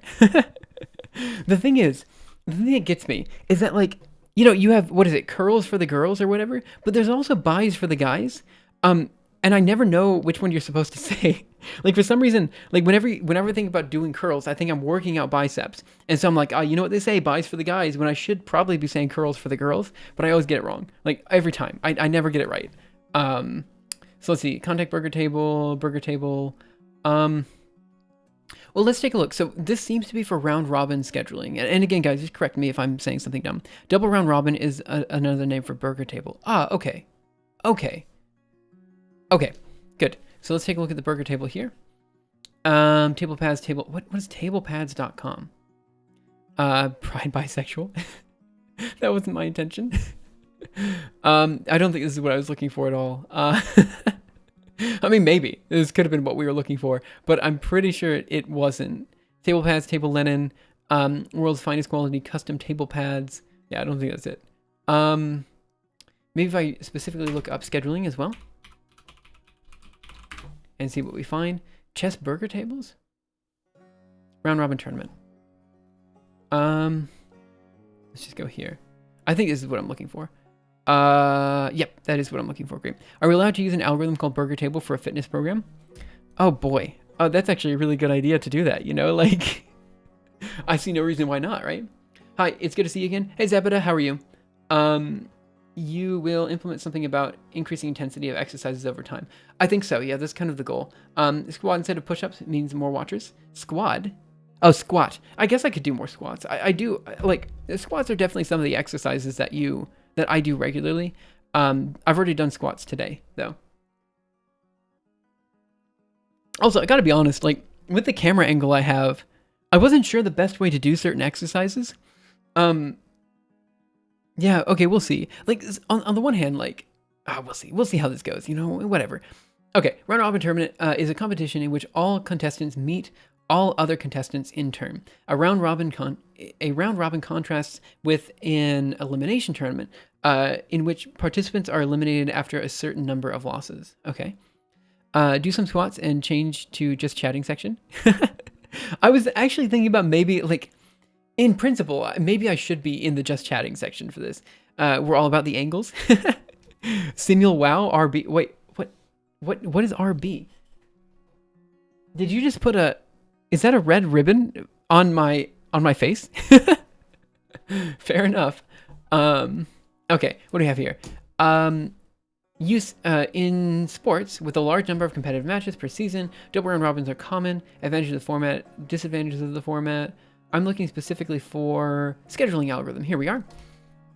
If n is the number of competitors, a pure round robin tournament requires n over 2, n minus 1 games. I think we've implemented this actually before, maybe a few years back. What do we have? Did I miss something? Oh, I see. Never mind, I didn't miss. Okay. Okay, so who was it that was mentioning this before? It was Ivko, IVKO, or Zero. How does this compare in terms of, like, because I think I'm most used to priority-based scheduling, right? How does it compare to the round robin? So I'm going to read this really quick and just see what it is, and then we can go from there. What is LH? Is that a green hat?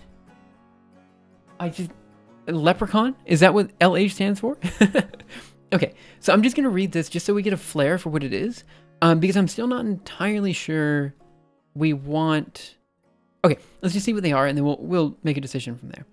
So priority scheduling is a non-preemptive algorithm, and one of the most common scheduling algorithms in batch systems. Each process is assigned a priority. Process with the highest priority is to be executed first, and so on. Processes with the same priority are executed on first-come, first-served basis. Priority can be decided based on memory requirements, time requirements, or any other resource requirement. Yeah, I think this is what I was expecting. Like, every exercise has a priority depending on, you know, whether you've already done abs today, whether you've already done this exercise or something like that. That's kind of, I think, what I was expecting. Now let's take a look at the round robin. Where are we? Here we are. Round robin is the preemptive process scheduling algorithm. Each process... I mean, what's going on here? What? I can't even see the emote. Is that a red beard that you put on my... Fair enough. Round robin is a preemptive process scheduling algorithm. Each process is provided a fixed time to execute. It is called a quantum. Are we creating a quantum workout routine? Because that's silly. Oh boy, look at me, Dr. James Schloss, got my PhD from the Okinawa Institute of Science and Technology, studying quantum physics, and now going to explain to you how quantum workout routines work. Once a process is executed for a given time period, it is preempted, and other processes execute for given time periods. Context switching is used to save states of preempted processes. I still don't know if I fully understand how... Wait, what is that? Pride Pog? What? I've been out of Twitch for 2 months, and I haven't seen any of these emotes before. Is that when you work out and relax at the same time? No, what? Schrodinger's workout. You're only working out if you can observe yourself working out. Okay, so what do we have here? Let me read the round robin section over here on Wikipedia, because I understand priority scheduling. That one's simple. I understand how that one works. I'm not sure I understand how round robin scheduling works exactly. Like, I understand it is used for scheduling, but I don't understand exactly how it is used for that scheduling. I guess a round robin tournament is executed at each stage. Did we use this when we were doing genetic algorithms? Maybe that's when we used it. But I guess a round robin tournament is executed at every stage, and then the winner of that tournament is the thing that is put on top. There's a gym nearby called Quantum Fitness. Maybe you could collab with them. I don't like people using the word quantum for things that are actually not quantum. I know I'm at the gym, but no idea what my pace is. Oh man, that is Heisenberg's uncertainty workout. What would this be? Like, actually, no, this is more of like a, no, it's definitely Heisenberg. Yeah, definitely Heisenberg's uncertainty. Okay, let's just read it for the scheduling method. Okay, so if n is the number of competitors, a pure round-robin tournament requires n/2 n-1 games. If n is even, then each n-1 rounds. Then in each of n-1 rounds, n/2 games can be run concurrently, provided there exists sufficient resources. If n is odd, there will be n rounds, each with n-1/2 games, and one competitor having no game that round. Let me make this bigger so everyone can read it. How do I make it bigger? That's big. There we go. That's maybe a bit too big. That's probably better. Yeah, let's say that. Okay. The circle method is the standard algorithm to create a schedule for a round-robin tournament. All competitors are assigned to numbers and then paired in the first round. Okay, sure. Next, one of the competitors in the first or last column of the table is fixed, and the others are rotated clockwise one position. How does that work? 1, 2, 3, 4, 5, 6, 7. I see. So 14 says one is fixed, and then you rotate everything else. Round 2, round 3 again rotated, but 1 is fixed. This is repeated until you end up back to the initial position. So round 13 is back to the initial position, almost. To see that with an even number n competitors, this algorithm realizes every possible combination of them. Okay, we always follow. So basically, you're just trying to find every possible combination of all of these guys. Okay, I get it. I think I get it. Okay, this is taking all possible. So the idea here would be if you are trying to find... Okay, I think I understand. Right. And I think actually I'm on board now. So the idea is, let's do journal, new page before. So let's say you're going to do this for 8 hours a day for 5 days or something like that for a week, right? That means that you will have 8 times 7 days, right? So that's going to give you 48? No, 56 slots, for example. So you have 56 slots to schedule things in, right? So the question is, how exactly do you know what to put where? And the answer is, you basically iterate through. So like, for example, if we have 40 exercises, right?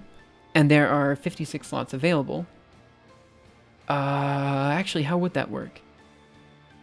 Well, if you're iterating through 40 exercises, if there were only 40 slots available and you had 40 exercises, the idea would be that you check, here's exercise 1 through 40, right?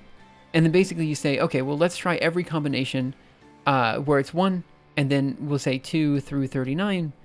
And you basically flip through each of these combinations, and you see, okay, which of these optimize your parameter best.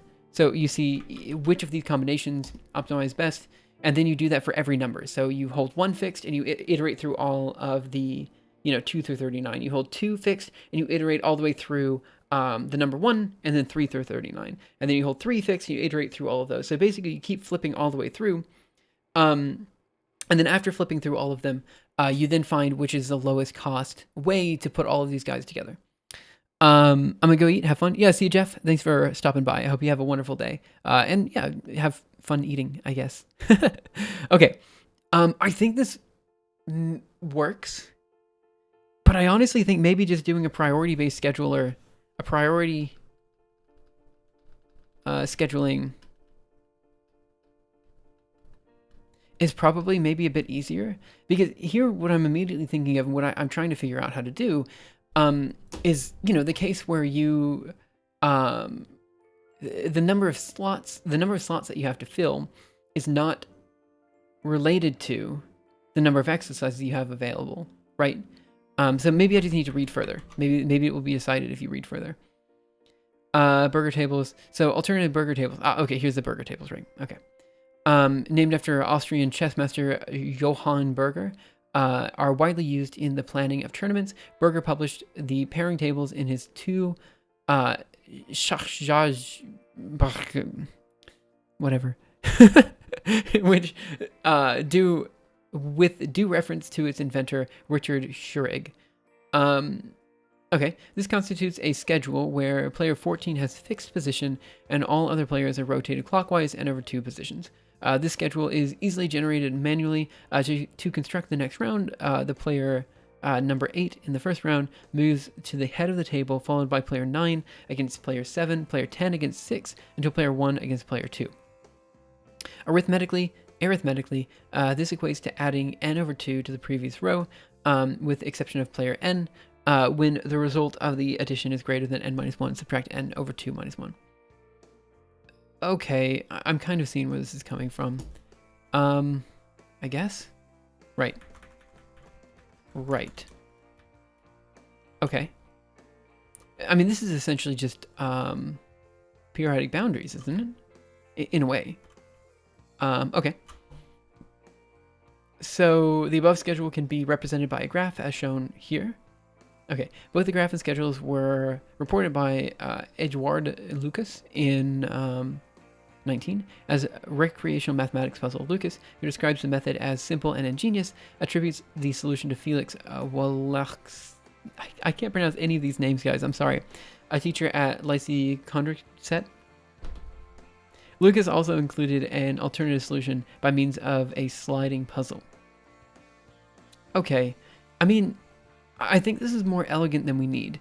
What does everyone else think? Should we try for the round robin, or should we just go with priority-based scheduling? Priority-based scheduling makes sense to me. It's literally just each exercise has a priority. That priority is set at the time of launching.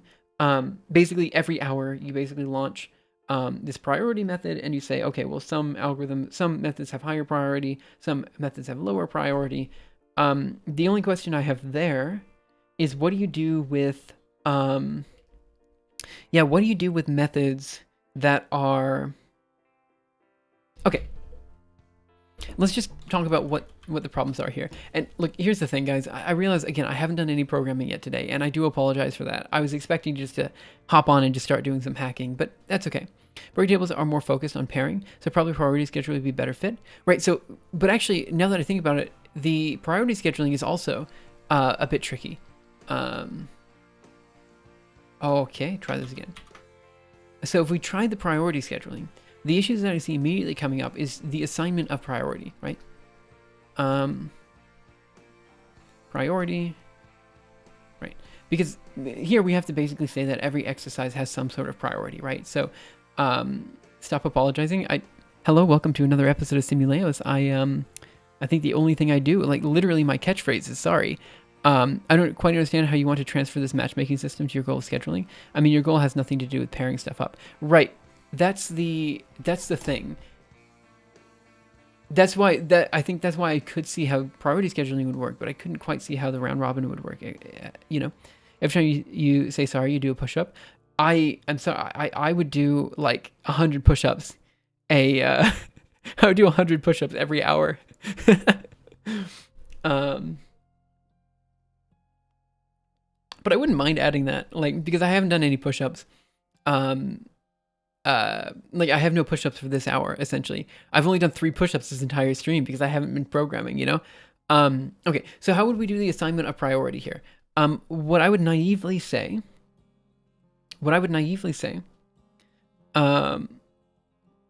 you want to do more push-ups? Let chat ban a word. 1 dip per sorry. I think dips are a bit too easy. Like push-ups, so push-ups are the hardest exercise for me to do.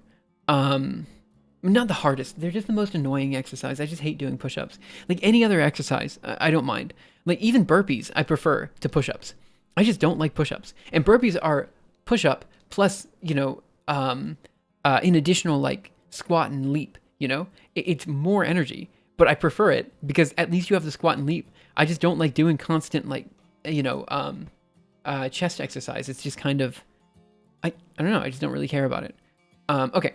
So how do we assign the priority? I think the assignment of priority should be rotating through, maybe not rotating through, but maybe we have some randomness in this, right? Throw some crunches in there. I do love me some crunches. Crunches are really fun. In fact, okay, you've convinced me. The next exercise we're going to do will be crunches. Let's just do crunches next.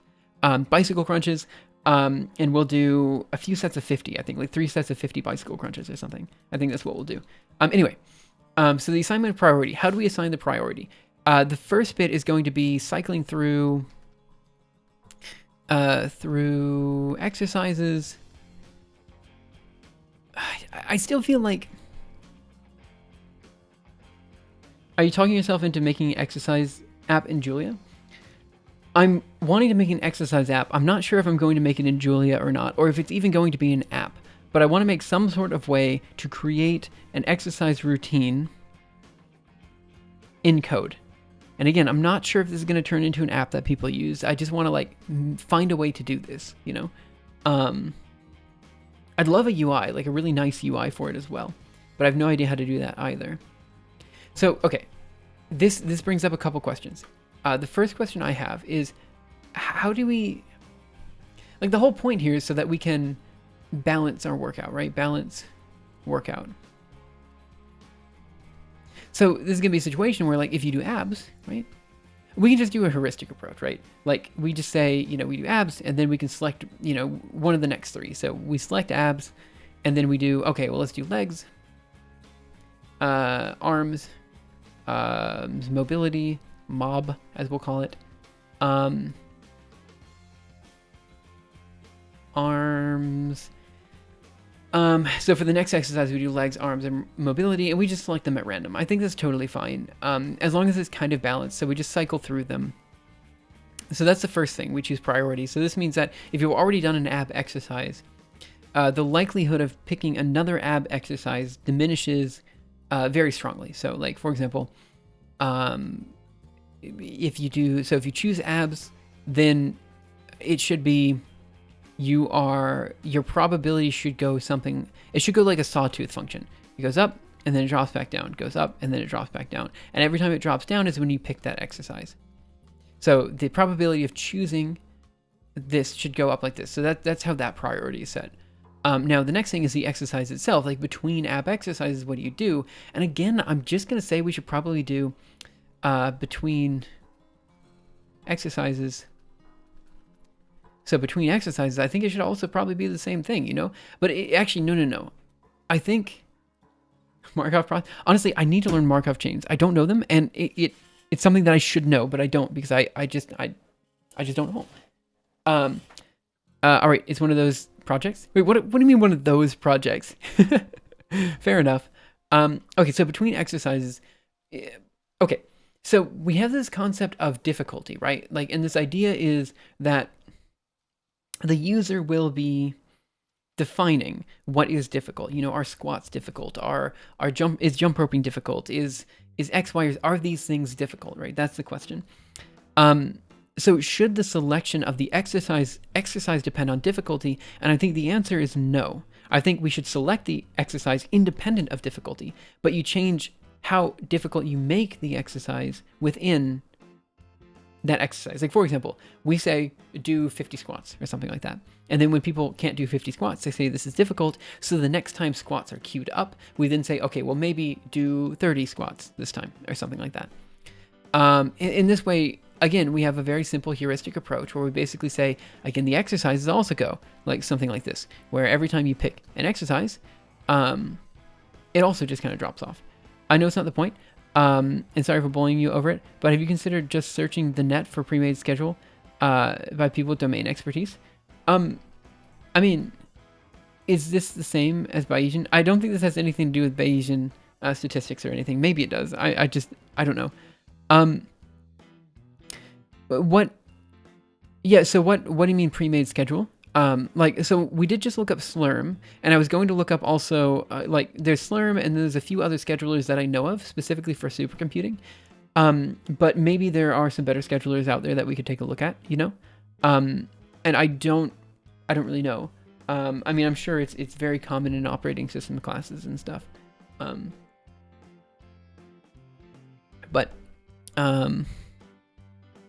Yeah.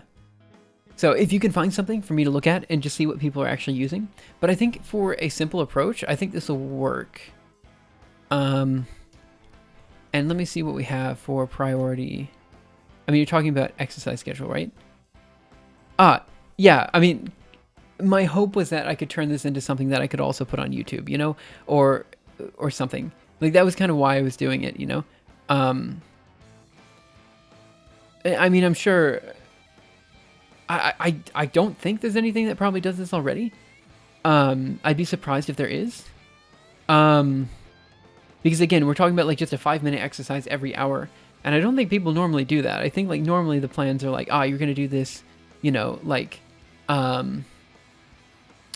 to do this for an hour a day. And then the rest of your day is kind of whatever you want to do. Whereas this is more of like every hour, it's more of like over the entire day, you're going to get your exercises in, not in bulk at the start, So I don't know. I'd just be surprised if that exists. It probably does. I'd be surprised too if someone made their own exercise schedule in Slurm. I'd be surprised too if someone made their exercise schedule in Slurm. I'm almost positive no one made their exercise schedule in Slurm. What I was saying is that this is kind of a nice allegory or a nice discussion about scheduling. And so what I can do is, this is one of those things that kind of combines fitness and computation, and we could kind of merge these two together and tell an interesting story out of it. Like, sure, it's a stupid application, but I don't mind doing stupid applications for algorithms that people may or may not actually know, Like, it's one of those things, like, the question is, how many people are actually looking for fast Fourier transform algorithms? Lots of people.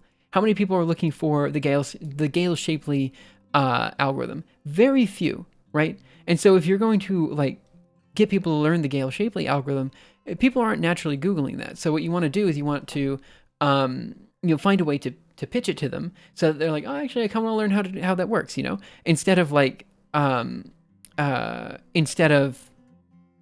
just having people randomly find it, and I think with scheduling there probably are enough people who are interested in the method, so they'd probably Google it anyway. So maybe I'm going a bit overboard, but I like the idea of having just this kind of like, obviously we still have the algorithm archive, we do the YouTube channel, we do the algorithm archive, all this kind of stuff, and then we just have a stupid application for it. I like stupid applications.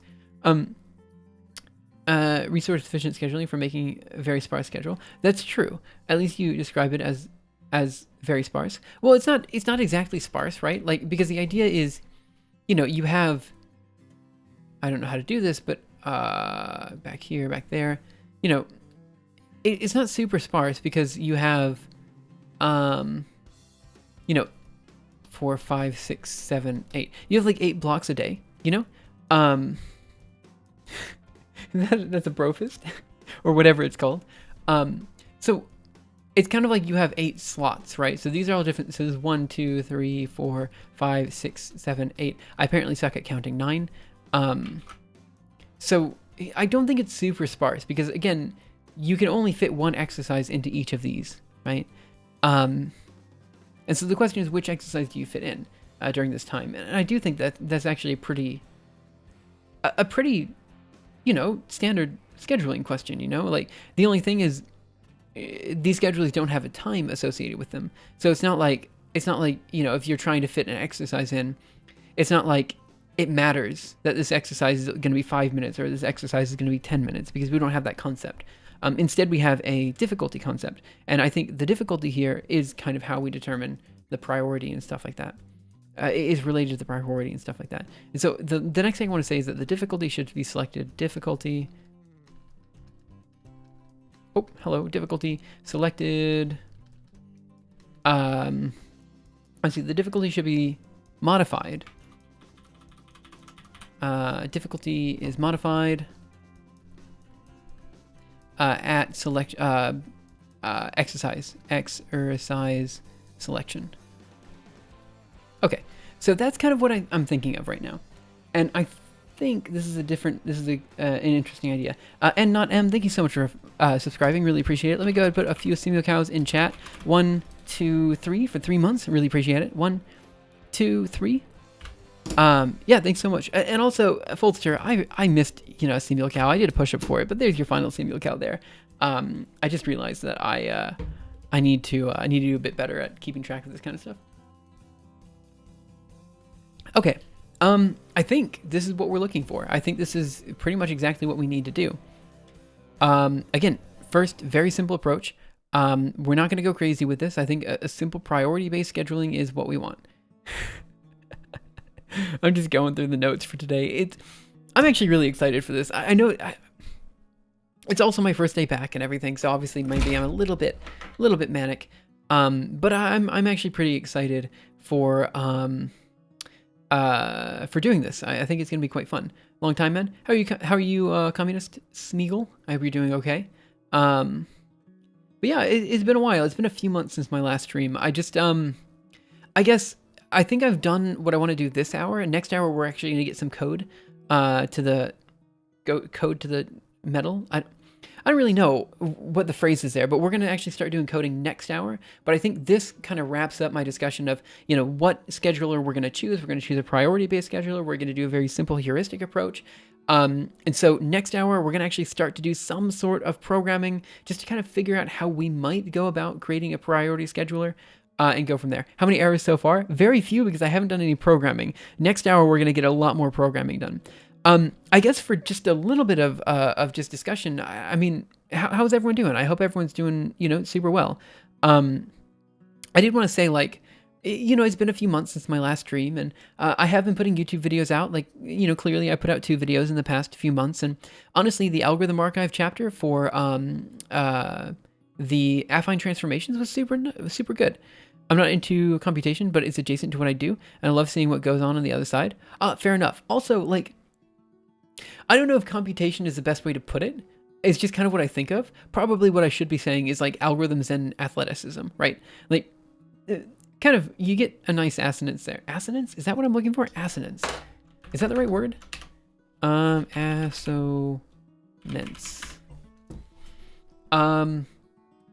Yeah, no. What is it when you say, if you said pink people pear plums or something? Constant P's put together? What is that? Also, the video of affine rotation was mind-blowing. Thank you. I never understood how rotation fit into rotation. Actually, yeah, that was the thing. When I realized that affine transformations were essentially just linear transformations of n+1 dimensions, I was like, that's super cool. We have to make a video on that. It just took a long time. That visualization was by far the most difficult visualization I've done for the algorithm archive. It doesn't look hard, but it was actually remarkably difficult. Specifically because of one video, which I don't even have in the algorithm archive, where I transitioned from 2D to 3D. That was so hard. And I'm going to show this. This visualization is a combination of Blender, GathVL for the dials and the changing of the numbers, GNU plot for this, and obviously FFmpeg to put it all together, and then LaTeX. It's a combination of 5 different things put together, and I'm like, oh my gosh, it's so annoying. But it's fine. Overall, I think the visualization turned out okay. Like, if you look at it really closely, you'll notice that the numbers here it's like 1 or 2 pixels bigger than it should be. And it's something that you would notice. Like, for example, this slider is slightly different than the sliders around it, because of how I made the visualization. It was hard. But I'm happy you enjoyed it. You know, I'm happy that people enjoy the stuff that I've been making. The visualizations that I made for my most recent video were also actually quite challenging. You know, they don't seem challenging, but this video took a long time to edit. My channel. Hello, me. Could you shut up for a second? Oh, I have ads. Oh my gosh. 1 second. 1 second. 1 second. Does anyone else do this? Whenever they get an ad, they just like refresh. There you go. Here I am.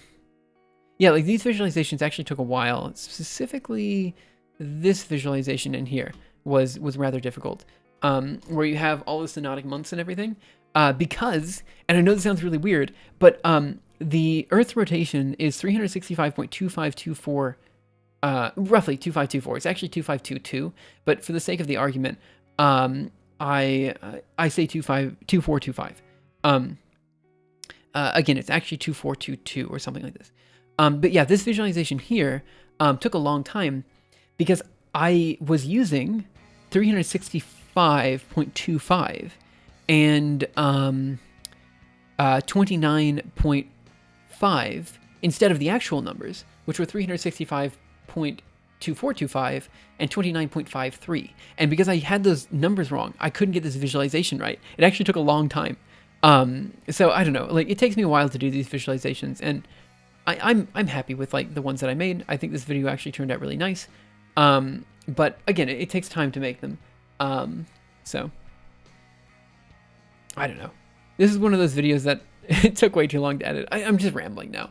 I guess my point was with all of this, it's not like I haven't been doing anything. I have been doing stuff. It's just that the stuff has been primarily on YouTube and the algorithm archive, and also a bit for grant stuff. And so it hasn't been so much on Twitch. And I did take a few months off specifically because I was really burnt out. Like after MIT and everything, I just kind of just kept going. But what I needed was just a few weeks of just like taking a step back, refocusing, and coming back at it, you know?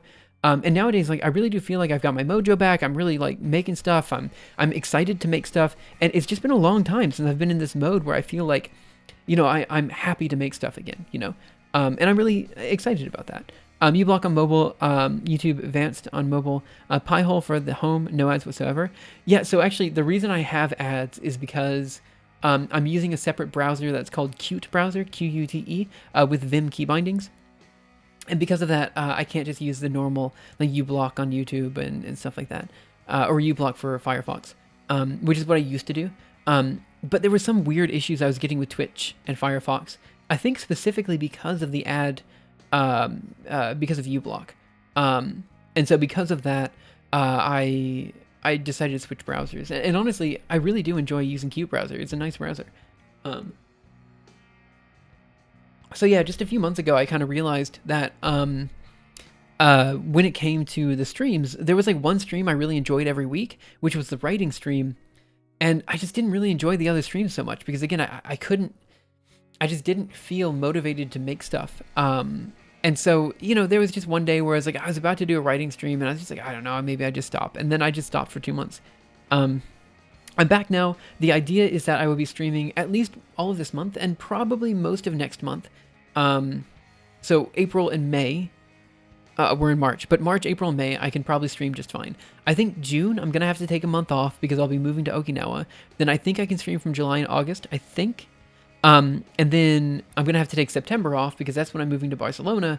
And then, from then on, I think I can stream regularly and stuff. Again, I'm not sure about stream times yet. I'll try to figure that out.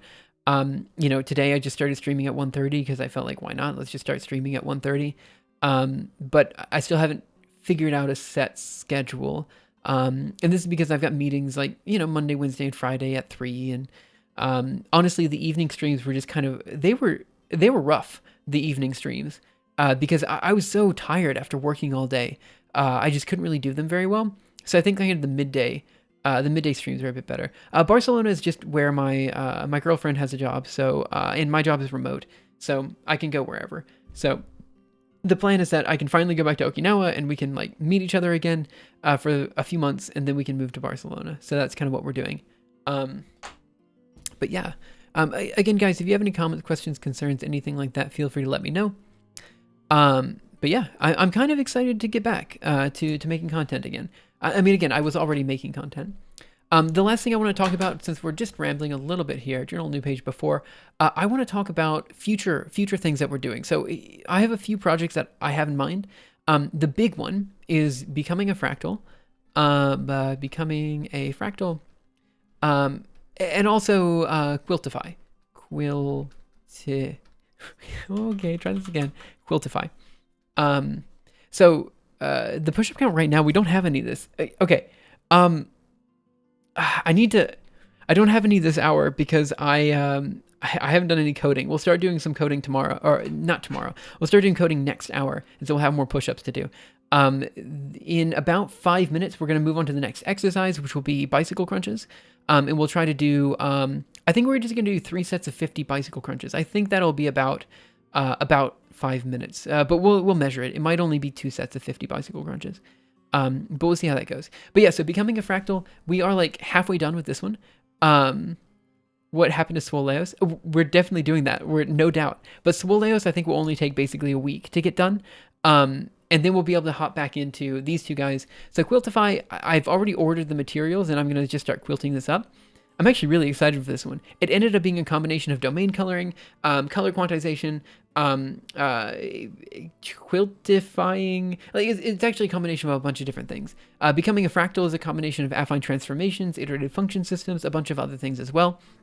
And so these are the next big projects that I'm working on that will hopefully generate a bit more hype than videos about like algorithms and stuff. Like, don't get me wrong, algorithm videos are cool, but like, who clicks on algorithm videos? People like me, and I assume most people don't have PhDs and are looking for, videos on algorithms, right? So I'm trying to find things, again, these kind of weird applications for algorithms that people wouldn't typically think about. And that's kind of what I'm trying to do. So becoming a fractal can take any image and turn it into a fractal flame. I think that's really cool. Quiltify can take any image and turn it into a quilt, but it only really works for a certain set of images. So the thing about Quiltify that's nice is that it actually comes with a nice story around it. So that's why I like those two. There's a few more coming up, but these are going to be the big thrusts, I'm going to say, starting probably in April or so. My goal is to get this in, hopefully I can get this one out by late April. I'm hoping for the Swoleos video to be out, maybe first week in April. I was actually thinking, like, I actually did a before picture today, like just like before and after. If you're going to do a workout routine, you have to have a before and after routine, like a before and after photo. So I just took a photo of myself this morning when I was I just did the before photo. And so now I'm hoping in a month we have like a nice after photo. So I'm actually going to be trying to like make my diet better and everything else, because I think if I work at it, I can actually maybe get a 6-pack in the next month. Like I'm clearly very far, like not very far, but I'm decently far away right now. But I think if I actually like up my workout routine, I lower the amount of food that I take in, all this kind of stuff, I think I can probably get a 6-pack. So I think that'd be really nice as like a before and after photo, just because it's something that people would be looking for. And yeah, and so that'd be cool. And that's kind of where I'm at. Ming Li, what does Ming Li mean? So is it just push up for every error the compiler reports? That's what it will be, yeah. But also it's any other just stupid things that I do. I'm gonna make it so people can actually add to the push-up count every hour. So do the circuits from Chris Heria? What? I don't know what that is. Chris Heria. What is this? I don't know who this is. I've never. Are they a YouTuber? 3 million. Oh, that's nice. Get bigger biceps with body weight only. Best home leg workout. Cool. Yeah, nice. Yeah, the guy looks cool. I mean, he wouldn't be allowed in an onsen, but like, yeah, nice.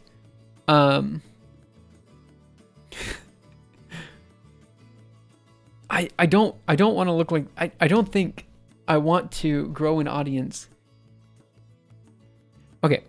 I don't want people to come to the video because of a before and after photo. Like, that's not the reason I want them to click on the video, you know? How are you, by the way? M40. I hope you're doing okay. Let's see.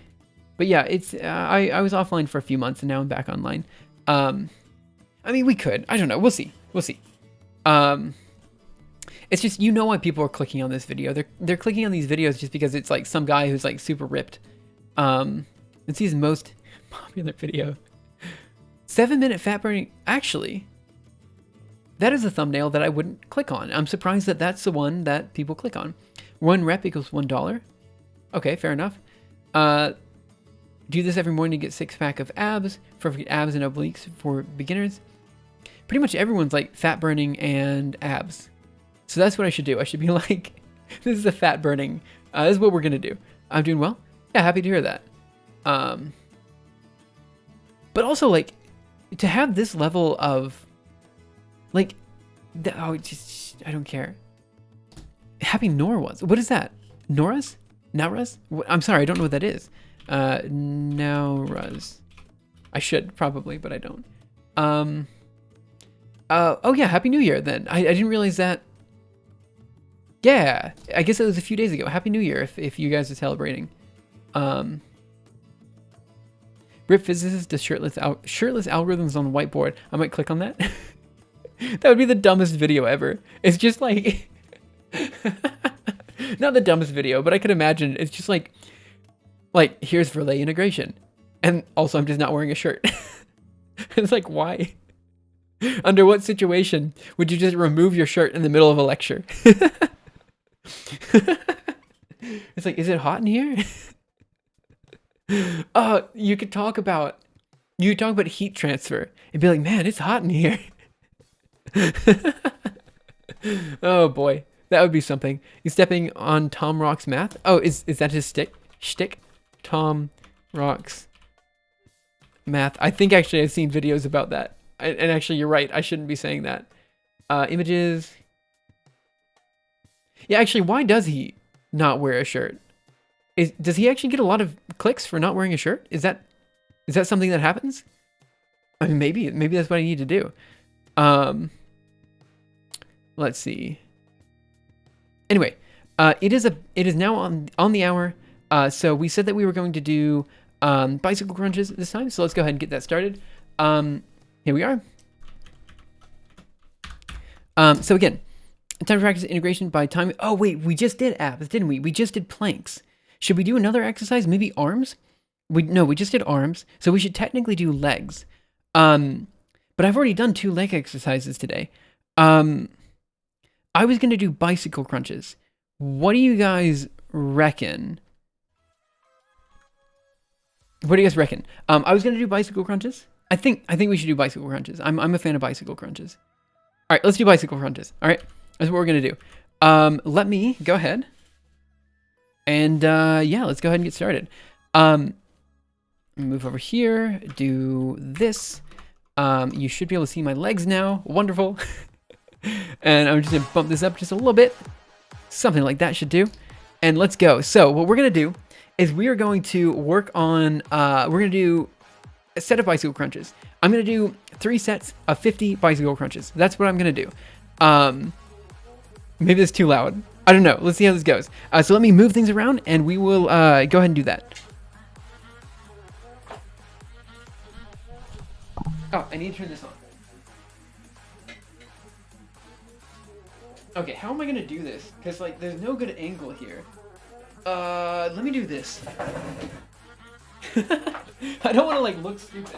Never mind, it's too late for that. This'll do. Yeah, that'll do. Perfect. All right, I'll take that. All right, let me move the microphone. And all right. I don't know if you guys can probably hear me when I'm moving the microphone as well. So it's probably not the like ideal situation here. Um, something like this should be fine. Perfect. Okay. Ugh. So we're gonna do 5 sets of. Should I drop it down a bit? I feel like you guys are complaining about the music volume. Or should it be up? What? Maybe up a bit? Or is that too loud? No, maybe this. Maybe that's what we want. Something like that. Okay, so we're gonna do a set of. We're gonna do. I'm gonna do 3 sets of 50 bicycle crunches, and I'm gonna time it. So this should be. I guess I should look at this camera. Oh, but that's kind of weird. Anyway, so we're gonna do 3 sets of 50 bicycle crunches, and I'm gonna go ahead and start the timer, and I'll let you know when it starts. Okay. Oh, this is weird. Oh, I'm not very good at this at all. Okay, so we're gonna go in 3, 2, 1, go. 1, 2, 3, 4, 5, 6, 7, 8, 9, 10, 11, 12, 13, 14, 15, 16, 17, 18, 19, 20, 21, 22, 23, 24, 25, 26, 27, 28, 29, 30, 31, 3, 4, 5, 6, 7, 8, 9, 10, 1, 2, 3, 4, 5, 6, 7, 8, 9, 10. Okay. So that was that only 30 seconds? Holy cow. Okay, so we're gonna go again on the top. Good evening. This is something different from the last stream. Hello. So we'll go again on the top. Actually, no. In fact, let's give this a full minute rest because the bicycle crunches are actually kind of difficult. So I think giving this a full minute rest is actually the right thing to do here. So yeah, we'll go again on the bottom. Let's see. What are you guys saying in chat? Let me see.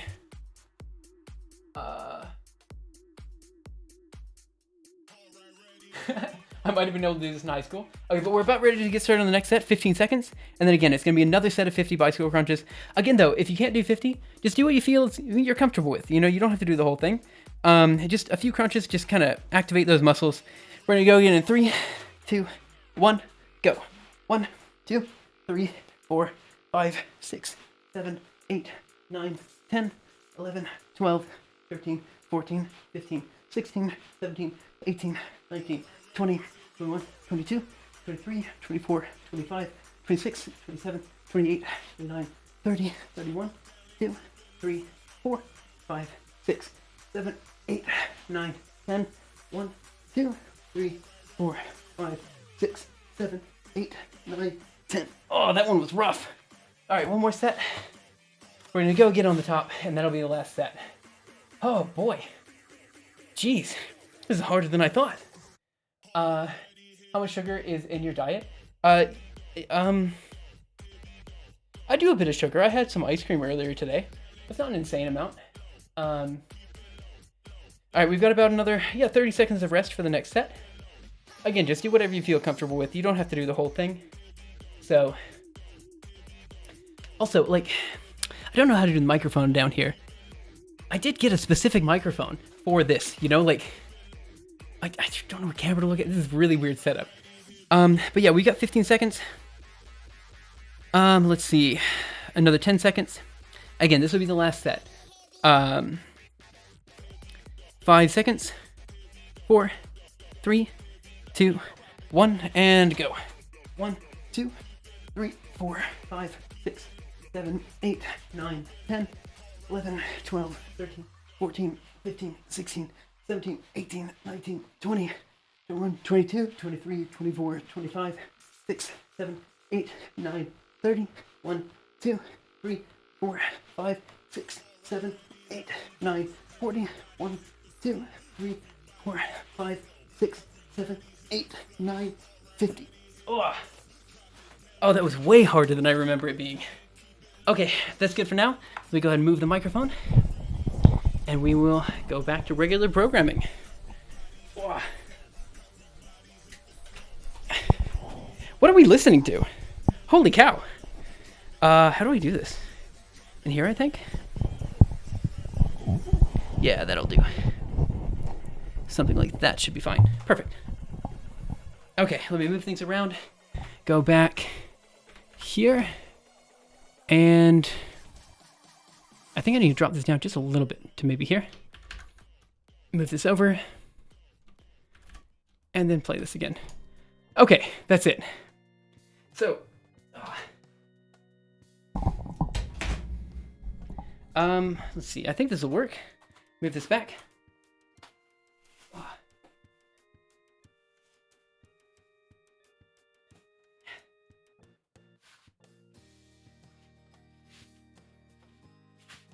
Okay, so this hour we're actually gonna do a little bit of programming today. Yeah, that's about right for time. Yeah, I think this is fine. Anyway, guys, let's see, what do we have here? ASMR crunchies. I don't know how to do the workout stuff. I need to figure that out. I'm gonna go back and look at the stream, and I'm gonna be like, oh, that was the dumbest idea I've ever done in my life. But that's okay. I mean, life's about making dumb decisions and going from there. I'm gonna take just a 2-minute break. I'll be right back, and then we'll go ahead and get started with the programming. So give me just a minute. I think if I do this, and then, yeah, okay, I'll be back in just a minute, guys.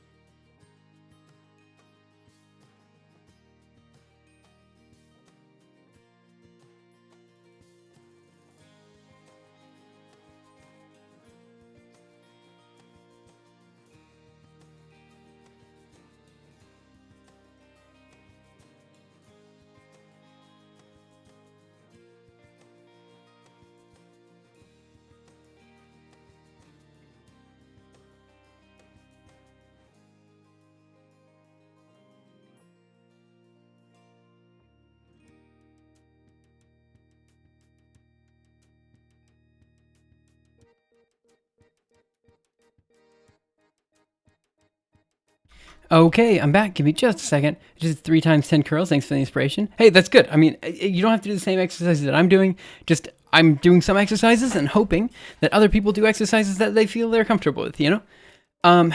At last, hey Martin, how are you? Let me go ahead and move back here. Okay, so there are 2 things that we can do in the next hour before the next set. We've already been doing a lot of exploration here of like different like scheduling methods and stuff like that. So the question is, which one do you guys want to do? So one, what we can do here is we can put a push-up counter, on stream. Okay, this sounds trivial because I can easily just go to OBS and just add a counter. But the problem with that is that I don't have any keybinds that allow, I don't have 2 monitors, right? That's the issue. If I had 2 monitors, this would be easy. But I don't. So what I was going to do is I was going to keep a file. So we're going to have like a keybind that basically takes a file and then it converts this file into an image. Image. And the idea is the file itself is just going to say push-up counter, push-ups, and it's just going to be like the number of push-ups that we have to do. So it's going to be like 10 or something, you know? And that is just going to say this. And all it does is convert this into an image. I think this should be relatively easy. I just have to figure out exactly how to do it. So it should just be a simple script that we can add. And I just want to have like a simple command that's just like, you know, +1 push-ups. And then it could also be clear push-ups. Push-ups. Now, this is actually a little bit more inconvenient than you might think, because all of this can be done via bash, which is totally fine. Like bash is great and all. But I suck at bash. Okay, the other thing that we can start moving on to is creating swoleos.jl, which will be the, basically the idea is that we go ahead and create the package, we get everything ready to go, and then go from there. Is it kind of queue? In some sense it is, oh wait, is this a type of queue? Or in some sense the overall project where we kind of, select between like workout routines and stuff like that can be seen as kind of queue-like, so I could definitely see that. 1 second. Okay. I was getting a few notifications that I have to address really quick. And okay, great. Okay. Okay, so I don't need to worry about those. Okay, so I think I'm just gonna do this one first because this one's actually kind of easy, I think. I say that, but I don't really know. The way I have this set on the way I have this set on OBS right now is I actually have I don't know exactly how to show this to you, so maybe if I go into studio mode and I do the workout over here. Over here, I've got a little image. Oh, hello. Maybe move that down a bit. I've got an image here. 1 second. Set. And so the idea is I know the size of this image. It's like 175 by 300. In a sense, it's a priority queue. It is... I wrote it down. Now I can't find it. Oh, crap. Maybe it's on this side? Oh, no. I did write it down, but now I can figure out how big it is. It's not a huge deal. But it's like 175 by 300. Oh, 175 by 1300 or something like that. And so if we have an image of that size, we can just create that. And we can just say push-ups 10 and be done with it. So I think that's what I'm going to do first because that's relatively easy to do just to keep track of the number of push-ups. It's going to be in bash. So I'm assuming we're going to just accrue a lot of errors because of this. So let's go ahead and pop back out of studio mode. And let's go ahead and hop into it. So we're going to cd into projects. Should I just put this in the swoleos directory? Maybe I should. Swoleos, L is here. Make directory, and I'm just going to call it pop counter for push-up counter. Oh boy. Oh, I'm great at this, aren't I? So we're going to call it pop counter.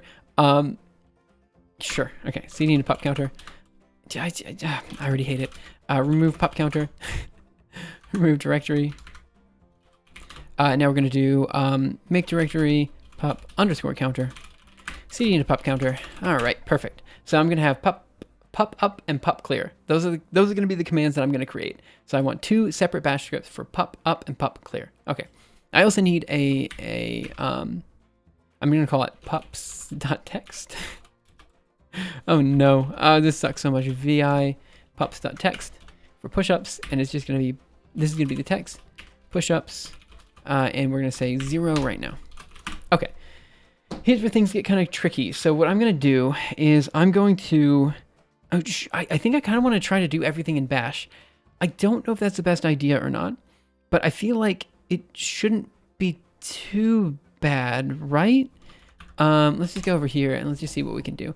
Close some of these guys, and let's just look for bash, splitting string along spaces or something.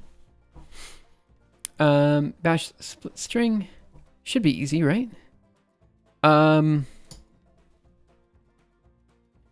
So, okay, I could also just very easily do this in like KaiVL or GathVL, which is what I use for most of my animations. Like I just have it output a single image, and that's easy enough to do.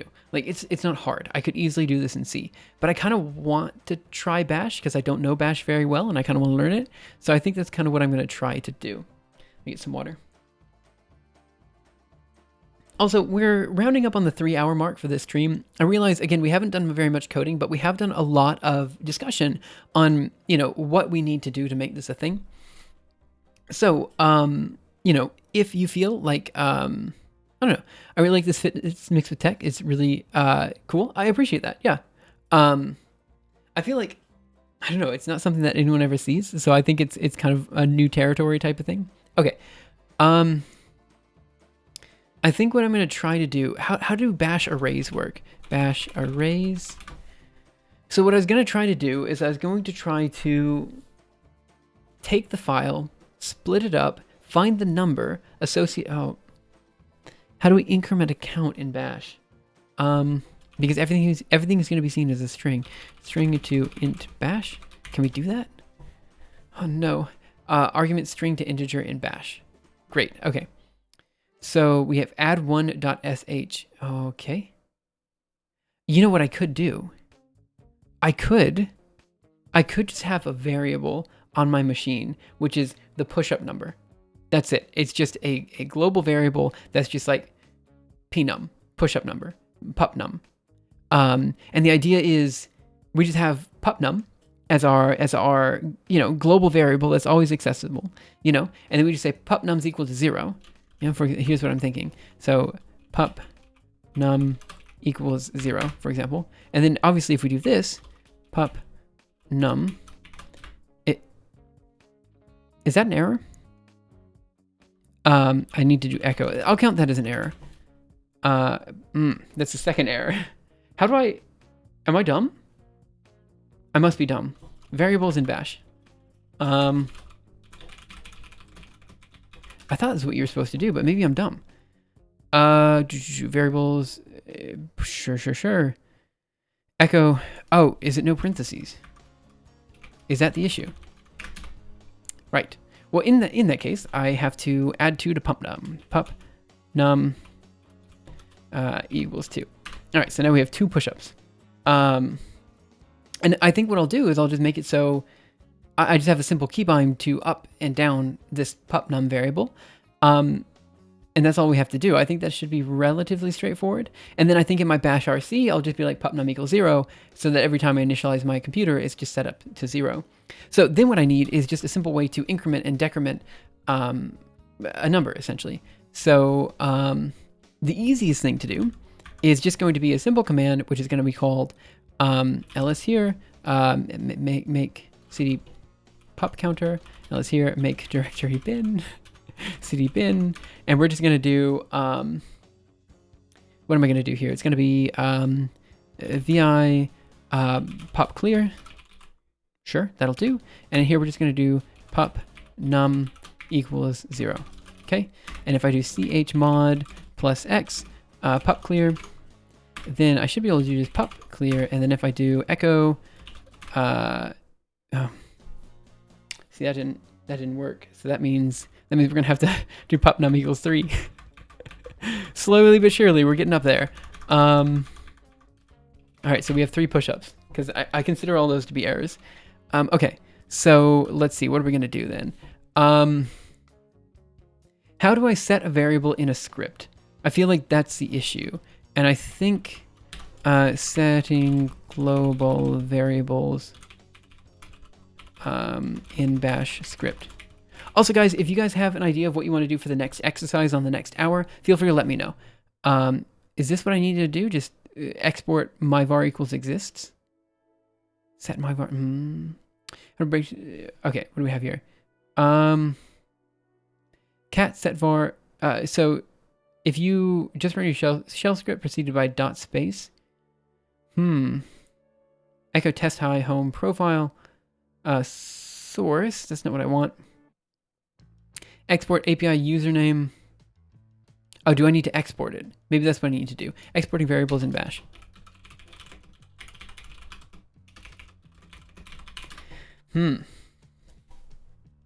This might be what I need. Echo welcome price. Let me just do something dumb then. So let me go into vi pup clear, and this isn't what I want to do, but I'm going to do echo and just this pup num. Okay, dd here, right quit, / pup clear. Okay, well that's 4 push-ups. Okay, so pup clear, why is that not? I was hoping to echo. Okay, the variable is not initialized in scope. That's the issue. So how do we initializing variables in bash script? I feel like I have this available somewhere. Let me go here. CD projects utilities. There we go. L is here. Set Wacom absolute. Vi set Wacom absolute. Oh, that's not quite what I want. Well, I guess it's fine. Okay. Let's take a look at this in Google instead of DuckDuckGo. I think if we can just get the pup clear commands and the pup up commands, which are just going to be increasing the push-up number and clearing the push-up number, I think that's kind of what I'm looking for. So initializing variables, my variable is equal to variable. Let's see, variable assignment, maybe? Echo assignment A, echo the value of A. Setting global variables bash.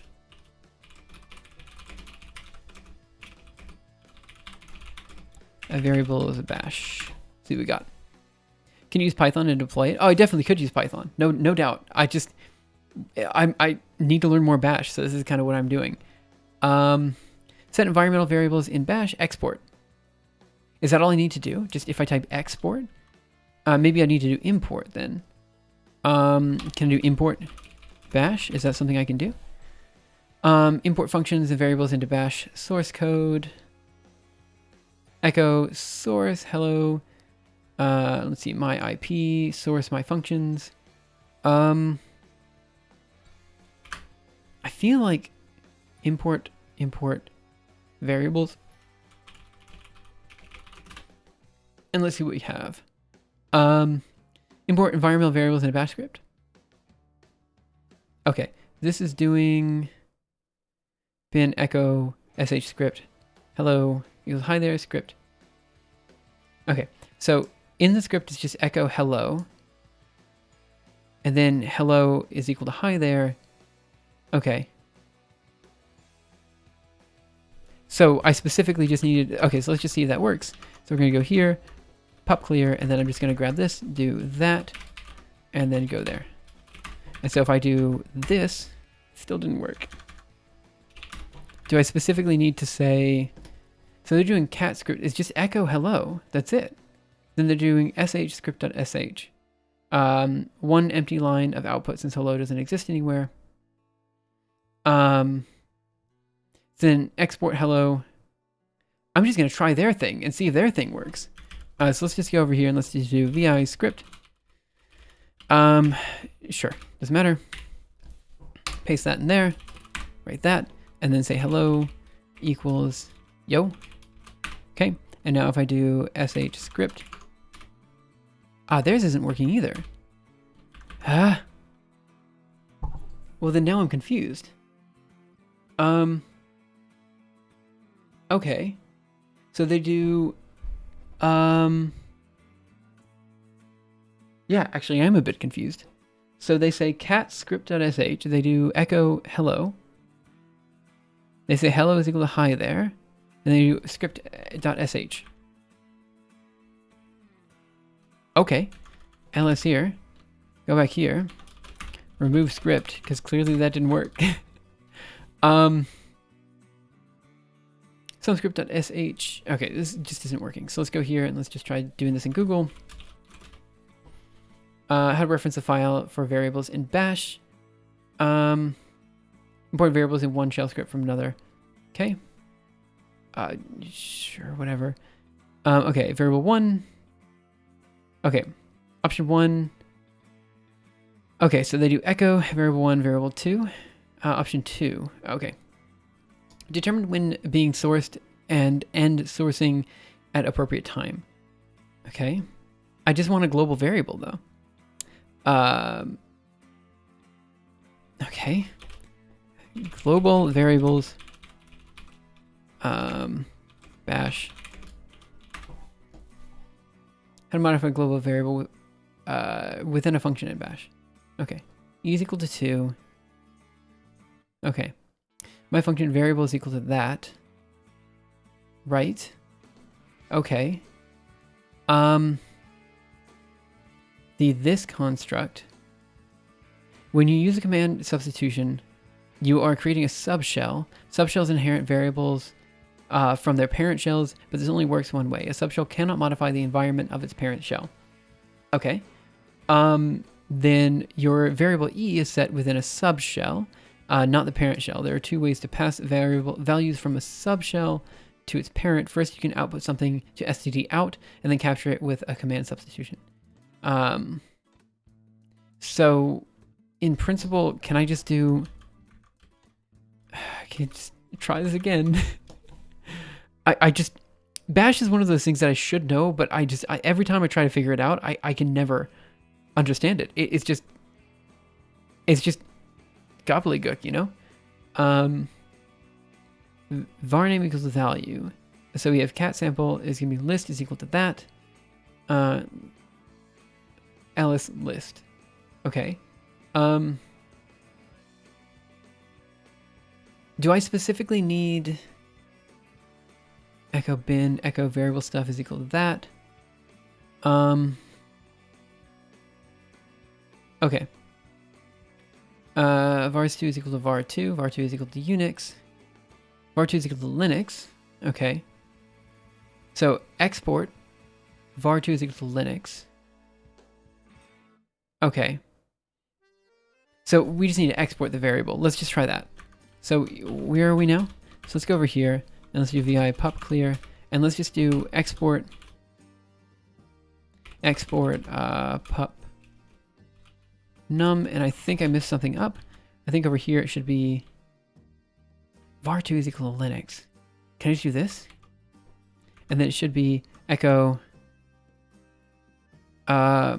Is there still a Discord? I was around earlier last year, but left to refocus on classes. Yeah, it should just be here.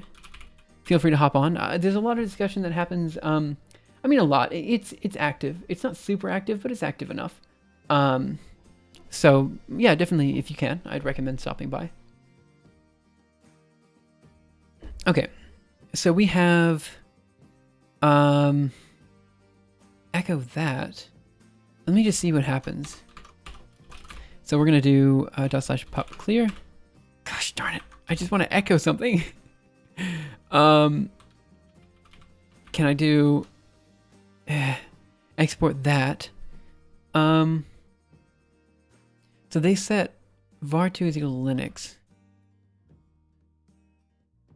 Okay, well maybe declare.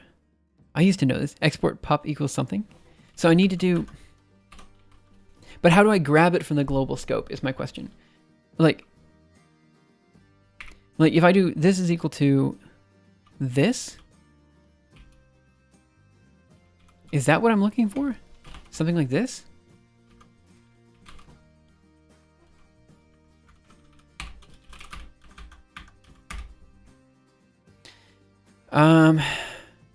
Export. No, I guess that. For Pete's sake. So I have to add 3 push-ups, I think. So I think I'm at a 7. How do I echo a global variable within a bash script? I think that's what I need. I don't understand why this is so complicated. You would think this is like the first thing people do, you know?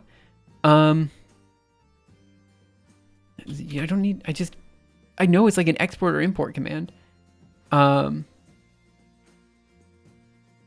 Okay. So, export. So export start equals 0. Okay, but how do I grab something? Like if I have the value already decided, how do I use that value? Export pop equals 3. Right, but that does it in the script, but I already have it decided, right, outside of the script. So I mean, I think clearly I could do this to some extent. So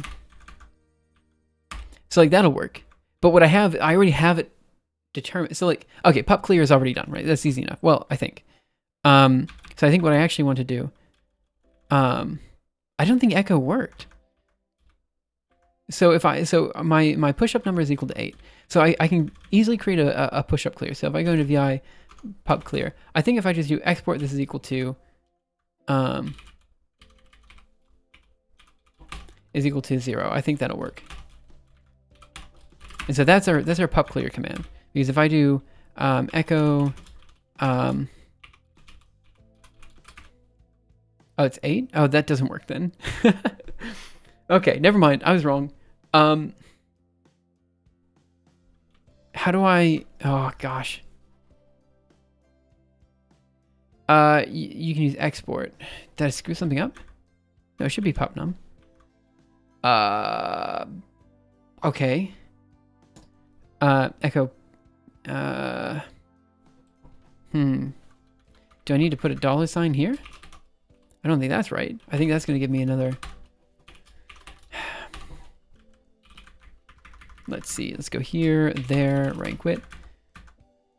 Yeah, that didn't work. Of course not. Okay, that's 9. Okay.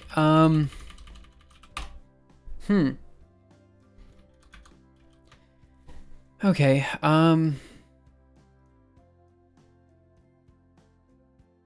Do I specifically need to say bin bash? Is that... I mean, come on, that can't be it. Let me just delete some of these tabs that we're not using anymore. Okay, so now we're going to do exporting variables bash. Okay, let's just try this. My variable is equal to that. Export my variable is equal to that. Okay. I thought we did that, but...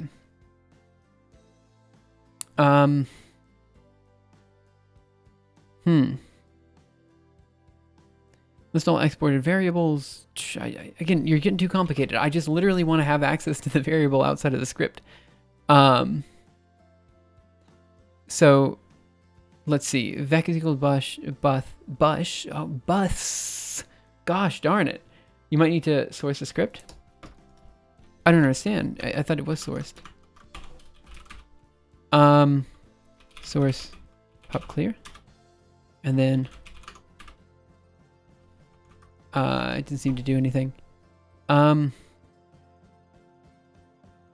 bash. Export backup. Yeah, bash. Okay. That doesn't help. Next. Oh, I just don't understand. You're right, it didn't echo. Okay, now I don't understand how that didn't... I don't understand why it's working now and it didn't work before, but fine, fair enough. Okay, so now I need to create a new command, which is going to be called pop up. Okay, and for this one, what I need to do is I need to just add 1 to a value. So I'm sure this is available somewhere. Add 1 to integer bash. Surely this is available, right? So let's see. Oh gosh. Okay. Why? Why is everything so annoying? Increment variable and bad. Just stop it. Just whatever you're doing. Variable is equal to var plus 1. Variable plus 1. Oh, okay. That seems easy. So can I just do the following maybe? So if I just do, so let's just go over here. CD projects, swoleos, ls here. CD pop counter, ls. And now we're going to do CD bins, ls. And now let's do pop clear, cat pop clear. And now we're going to do vi pop up. All right.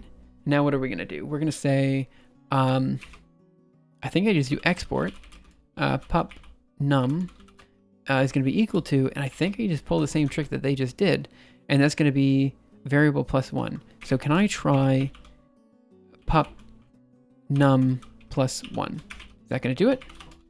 And so now we know we need to source it now. Thanks, Mirzu.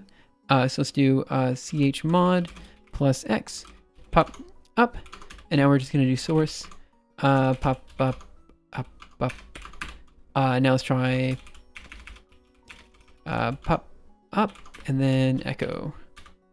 Cool. Okay. So if we do that again and then we echo, no, it's still 1. That gives us 10. We have 10 push-ups this time. It's fine. It's fine. Like, who cares? I think source calls it. Really? So this won't work then. Pop clear won't work. So if I do export echo here, why doesn't that work? What happens if I do sh? Pop clear. What? What? Source versus sh for running. Yeah, I can. If I run source, I'm sure it will work. Source. So I do this. I did. It'll source pop up, and then I would do echo. That one works. I don't understand why source works, but sh doesn't. That might be me. Redu, I'm just messing around with trying to understand bash at this point. So scripts. I don't understand.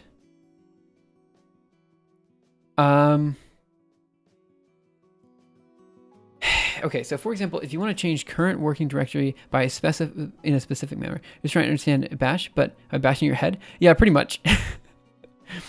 Let's see. Whether you call source or dot, you can load source executes in the current shell. So dot slash will execute a new. Will execute a new command, is what you're saying. Well, otherwise it creates a fork, so a new subshell. Okay, I did not know that, so that's good to know. So then in that case, what I can do is just very quickly go into OB key, and I just can create like very quick, increment and decrement, just push up variable things. So this should be easy. And also another thing that I want to do is just I think I want to put something in the bash RC. So let me just do echo hey into pop up really quick, just to make sure I'm doing this right, because I don't want to delete my bash RC. Good, perfect. Okay, so now what I'm going to do is echo pop up equals is that right? Pop num equals 0 into my ./bash rc, just so it's always initialized. Okay, I didn't want to show the bash rc on stream, so that's why I didn't want to open it up, but it should be fine. So now what I want to do is open up OB key, which just allows me to create quick keybinds. Right, so what I didn't know is that sh or // will create a separate subshell, is what I didn't know. And that's fine. It's probably better to do it that way. I just didn't know. Okay, so what do what I want to do here is,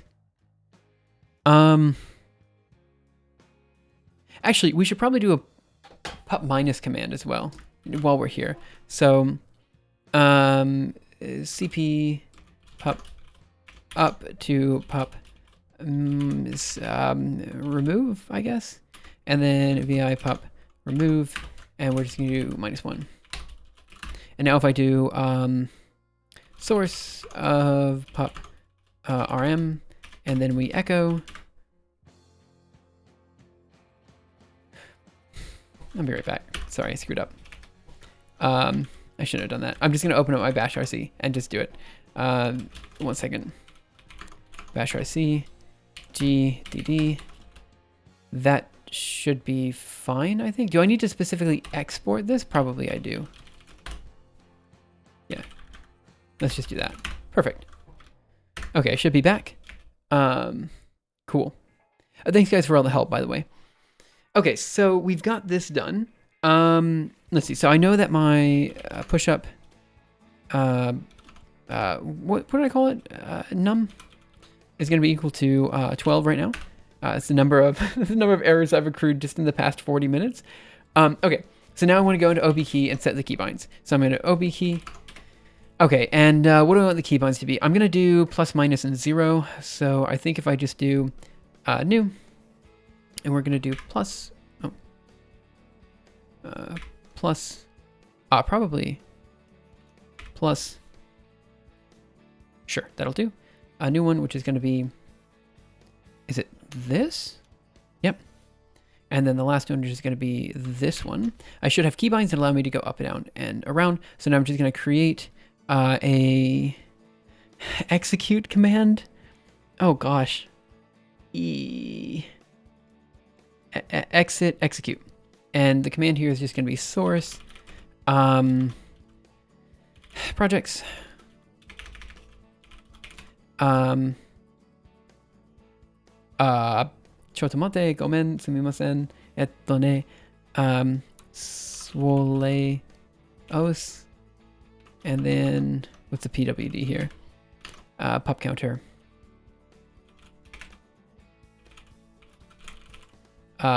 Bin, oh, I put it in a really nice directory, didn't I? This one is the minus, so this is going to be pop remove. Okay, let's grab this guy because we're going to need it. Control C, and we're going to do the same. This pop up. Up. Control A, Control C, and we're going to do the same thing down here. Add, focus, it's going to be execute, and we're going to paste that. And then in here, it's going to be this one. And it's just going to be, add this, execute, and then we should have this one, and this should be, what did I call it? It was pop clear. And then over here, it should be pop remove. Okay, save those. And now I think if I just do this, that should, never mind, that didn't work. I messed up. Okay, that puts our pop counter at 13. All right, up to the next one. So why didn't that work? OB key, because it doesn't allow me to source it. So do I need to put it in prompt instead? Control C, Control V, maybe? Close that, save that. And now if I go over here and I try running that, did that work? If I do echo this, echo pop num,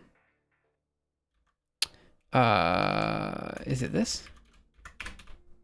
Yeah, okay, so it didn't work. I also have to increase that by 1 because it didn't work. No brackets? Yep, okay, good. So we're at 14 now, which is great. Or if you can set the variable as an environmental variable. Or if you want, you can set that's what I have it set as, an environmental variable. I think source only works in shell only, built-in command, while OBKey tries to execute in actual executable. Okay, well, let's just see what happens if we just run Control X, Control V. Why not just use a file? That way you know how it behaves. I think I am using a file, so I'm confused at what you mean. I'm sorry. Oh, yeah, I could use a file, and then I could have a Python script that... Yeah, I could store it in a file, but like, then the question is, how do I access it? It's kind of a pain. I mean, both ways are kind of a pain. I could just like really screw up and keep that in bash as well. Okay, so yeah, but OBKey didn't allow me to do this. What happens if I just do the following? What if I just do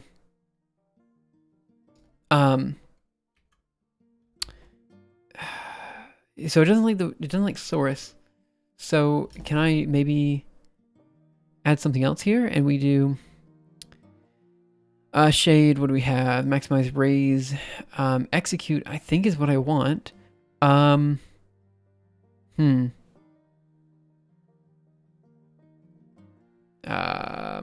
Okay. I thought it was execute, but it doesn't know what source is. So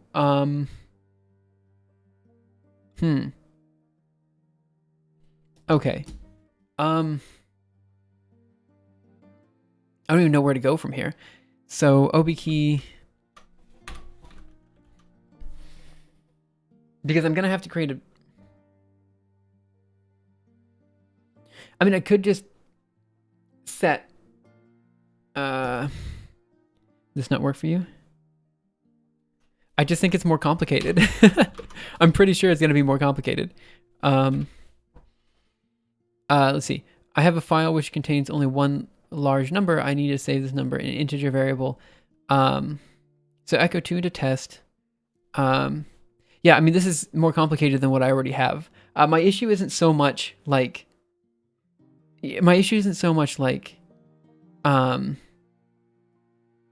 updating the variable. I can update the variable now. It's just calling the command and stuff is where I'm at. I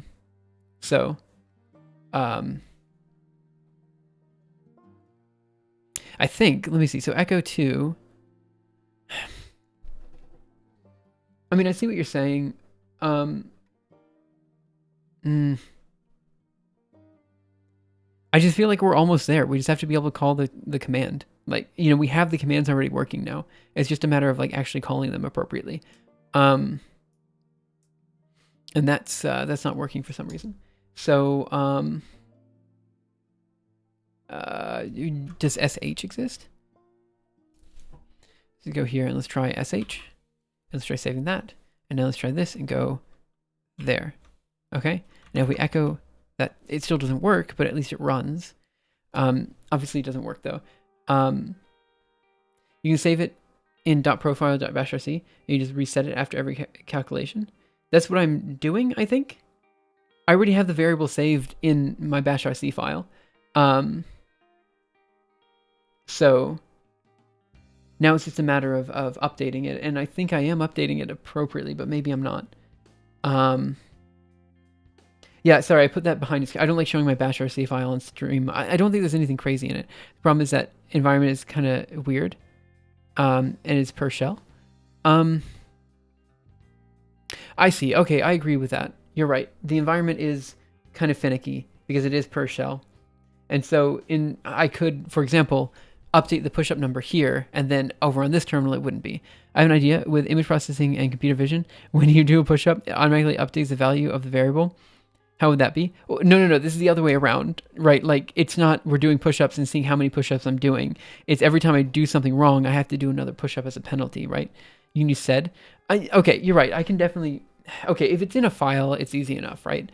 I'm still not entirely sure how to... Oh, no. If it's in a file, this is easy, right? Because if it's in a file, then I can just do ls. Let's just do vi pop num.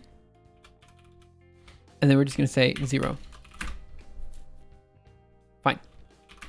And then we just go into vi pop clear, I suppose. And what do we have here? It's going to be echo 2 into test. And then we're going to say echo. Okay, now I'm confused. But you're right. I think you guys set... I think you... Okay, gosh. Why is everything so complicated? Let's see.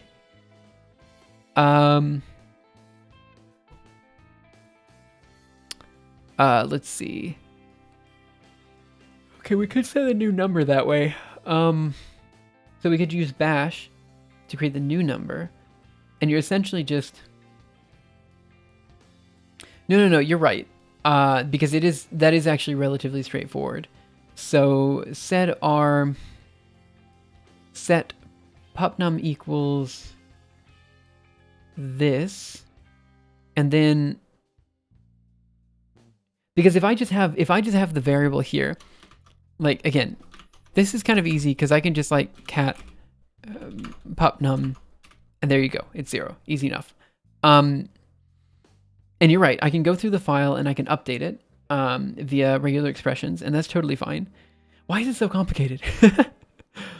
And then, we basically replace 0 with 1, and the question is, what do we replace 0 with? Well, we know what we replace 0 with, because can we do variable is equal to cat of pupnum? Is this allowed? I think we have to do this, and then it would be allowed.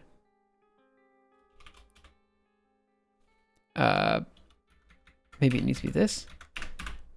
So if we do echo variable,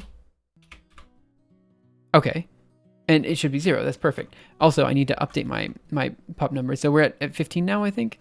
Echo pup num. Yeah, so we're at 15. You can use a file like someone who said already. Yeah, I'm using a file. Like I've already decided that I'm using a file. Master 2500 was right because they convinced me because each terminal has a different environment. Therefore, we probably want to have a separate file for these. So now what we want to do is go into the let's just go into pup up, for example. Here. And now we have export that. We don't have to worry about exporting, but what I want to say is So I want to do pupnum is going to be equal to this cat of, I think I can just do pupnum.text. I think that'll do. And then if we echo here, I think that'll work. Let's just move pupnum to num.text. And then when you shell script start with bin bash, I guess I should, yeah. I mean, I don't know if that actually does anything because I'm always using a bash shell, but sure. Okay, so if we write and quit here, and then we do /pup up, it's 0, which is what I expected. That's perfect. Let's see. Echo 0 to /pup, only do it once. And then we do pup up.sh, pupnum is equal to that. Let's see. Okay, so I'm trying to read that script. Now just pop up is equal to, right. That echoes it, then I just need to set it. So obviously the next bit here is going to be pop up is going to be equal to, equals this guy like we had before, pop up plus 1. And then I just need to do regular expressions to fix it. We're not using echo, like, we're not going to use echo in the script itself. It was just for checking. So for example, if we do pop up here, oh no, it didn't work. Why didn't it work? Oh, because I'm dumb. Okay, so that's 16 push-ups. That's fine. That works fine. Okay, so now we have to set the file. So I'm just, I can search through. So we do pupnum, but then we update the pupnum. So we're going to say start number, start pupnum, and then start pup number.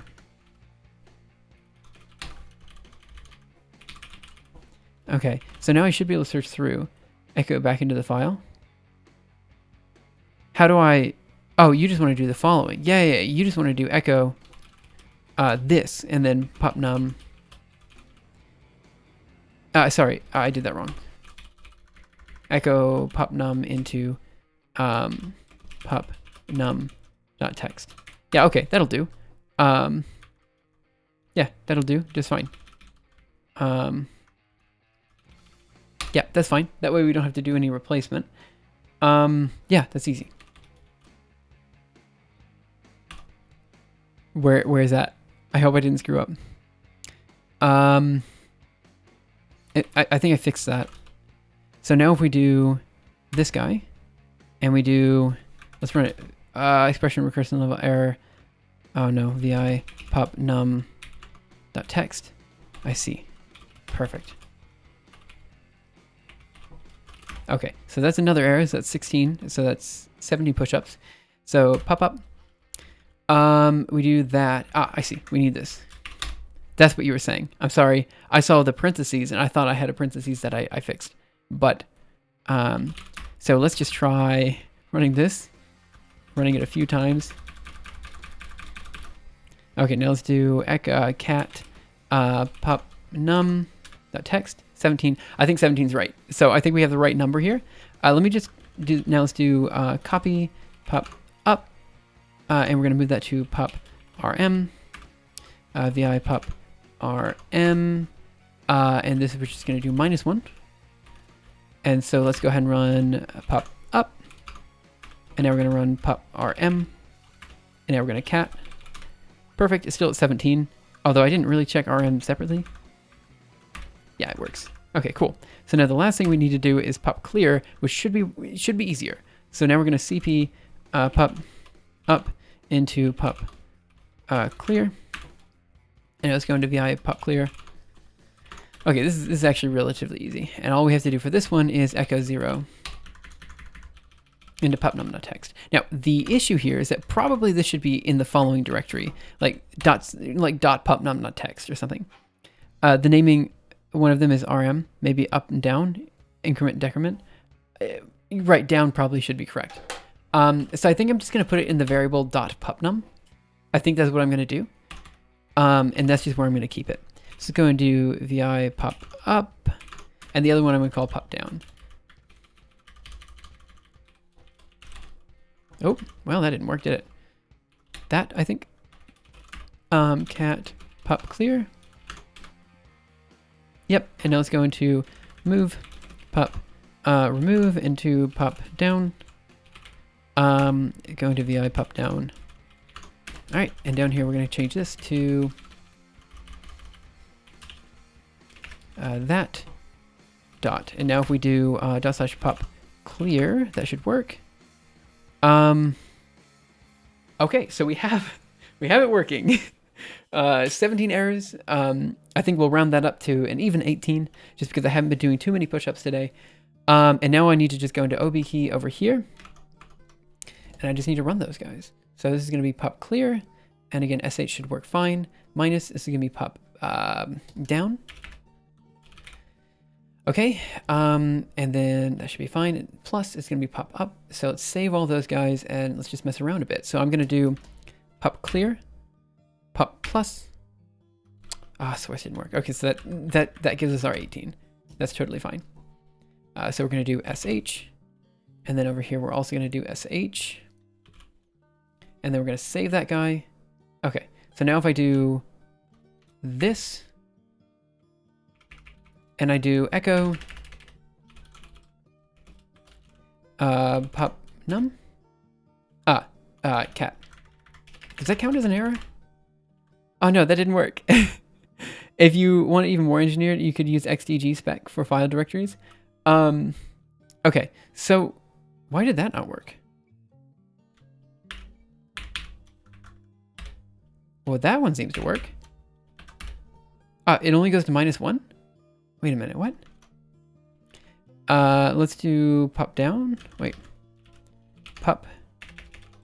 Oh, do I have caps on? Is that the issue?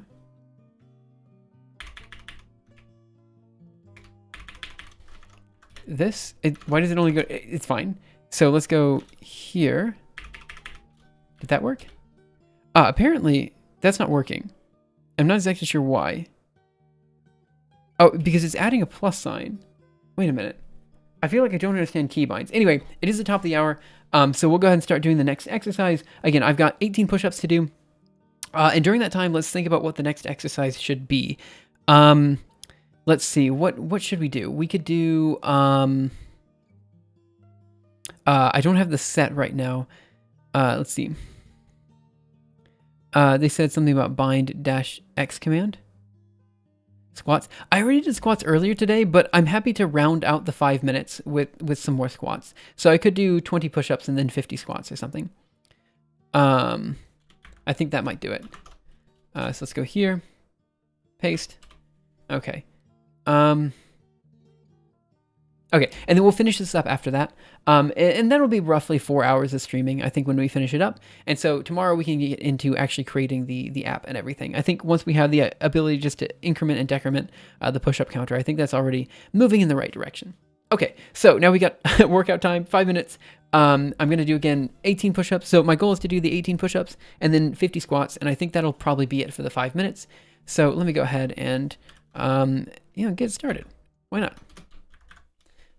So we'll go here, turn on some of this music over here, increase this just a little bit, turn this on, and then turn the lights on.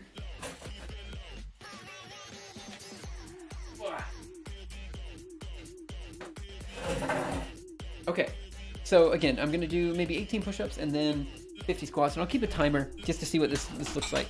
So let me, I guess I'll leave this up here. And then I'll do the push-ups, and then I'll come back up to it. So I'll go ahead and start the timer in just a second. Gotta move the mat down. Okay, So again, 18 push-ups. I'll go ahead and start the timer now, and then we'll do the squats after that. Okay. Starting now. 1.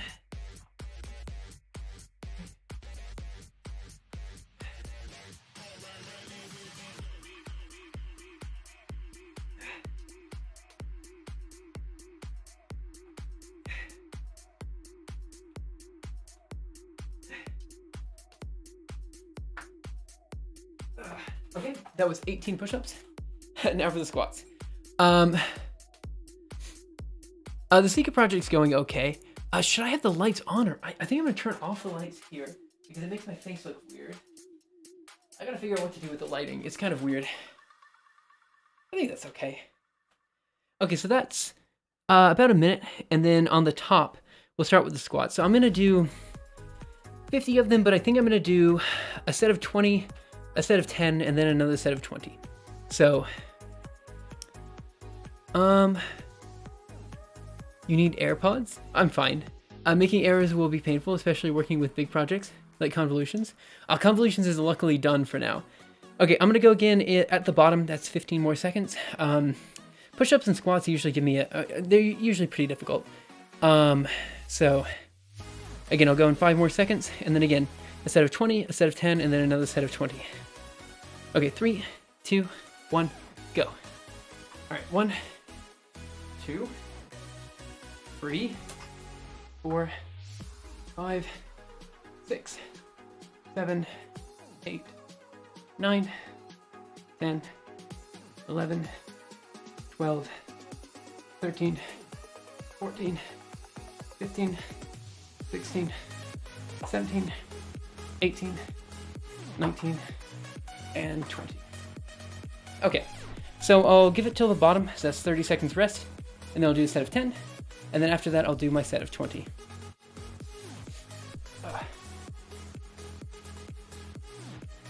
Squats. No matter how many times I do them, I'm always super tired after them. 15 more seconds. All right. And 5 more seconds. Well, a little bit more. Now it's 5 seconds. I'm just bad at counting. 2, 1, go. 1, 2, 3, 4, 5, 6, 7, 8, 9, and 10. Okay, so that was about 15 seconds. I'm gonna go again on the top here, so that's another 10 seconds, and I'm just gonna do my set of 20. Okay, so 5 more seconds. 3, 2, 1, and set of 20.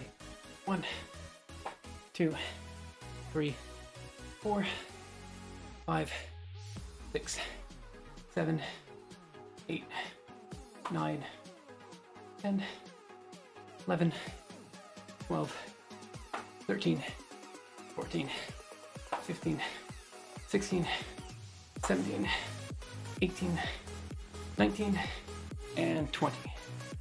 All right. That's about 5 minutes. I might be off by a minute this time. That's about right. Let me drop this down a bit. Move over here. And turn this back on. Give me just a second, and then I will, we'll get back to it.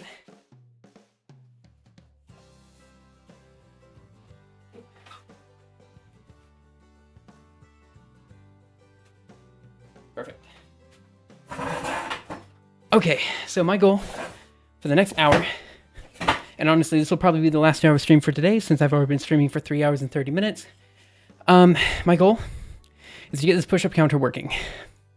I know it sounds really lame because like we're almost there, but that's kind of where I'm at. So we're gonna work on that. Also, I need to do this because you guys didn't see the computer screen. As far as the background projects are concerned, yeah, they're doing reasonably well. We just talked about them earlier. There's one super secret project that I don't want to tell anyone about. Man, oh man, I'm tired. Which is this one right here. But that one's probably not going to happen until 2022. Like, almost a full year from now. And that's only if everything else goes well. Like, it's going to be hard to get from here to there. So, yeah, we'll see how it goes. Okay, so let's go ahead and go over here. And again, this will probably be my last hour streaming for today. I've already been streaming for 3 hours and 30 minutes. I'm just going to get this working, and that will probably be the end for now. We'll come back tomorrow, and we'll go ahead and start implementing a few different things. The first thing that we'll do is start attacking the, what is it? Wait a minute, what is it? Implementing the scheduler for the workout, the Swoleos workout routine. Okay, so my question right now is why this isn't working. So let's just kind of mess around with it a little bit. See if we can figure that out. So if I run /pop_clear,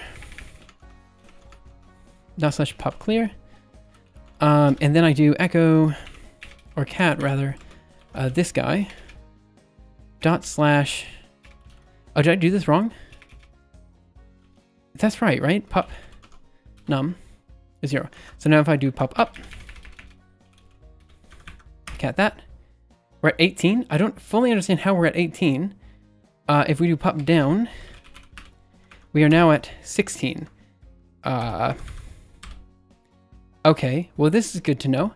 If we go into vi pop down, okay, that's because these guys should be the other file. It should be pop num here. And now we're going to do the same with pop up. Change this to the appropriate file. There we go. Okay, so now if we run pop up and pop down again, pop down, and we do cat, we get 15. Pop down again, cat, 14. Now if we do pop up, and we do cat, we get 15. So pop up and pop down seem to be working. Now if we do pop clear one more time, just to be clear.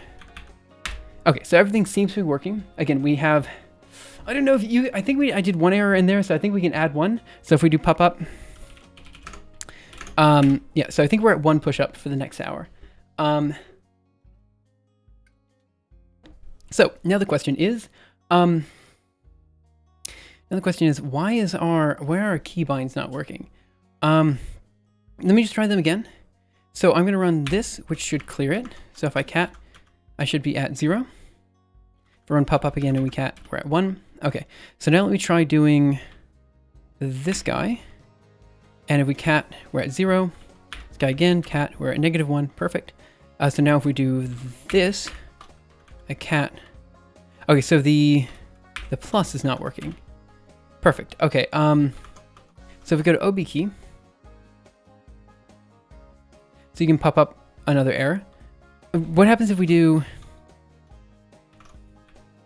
Let's try running this a couple more times. And have we cat that? It does go into the negatives fine. So, and this one should also work. Yeah, so it's only plus that isn't working. So let's go into OB key. I'm not exactly sure why it's not working. It is super plus plus, but let's try super plus equals as a new accelerator. Super equals, save that. So if I do super equals, let's see what happens. Cat that. So super equals works, but for some reason super plus doesn't. I'm not exactly sure why. Yeah, so I'm just going to change this keybind to be super equals. And then we've essentially got this working, you know, for now. I mean, it's fine. Like, it's okay. It's not the perfect thing, but it's doing okay.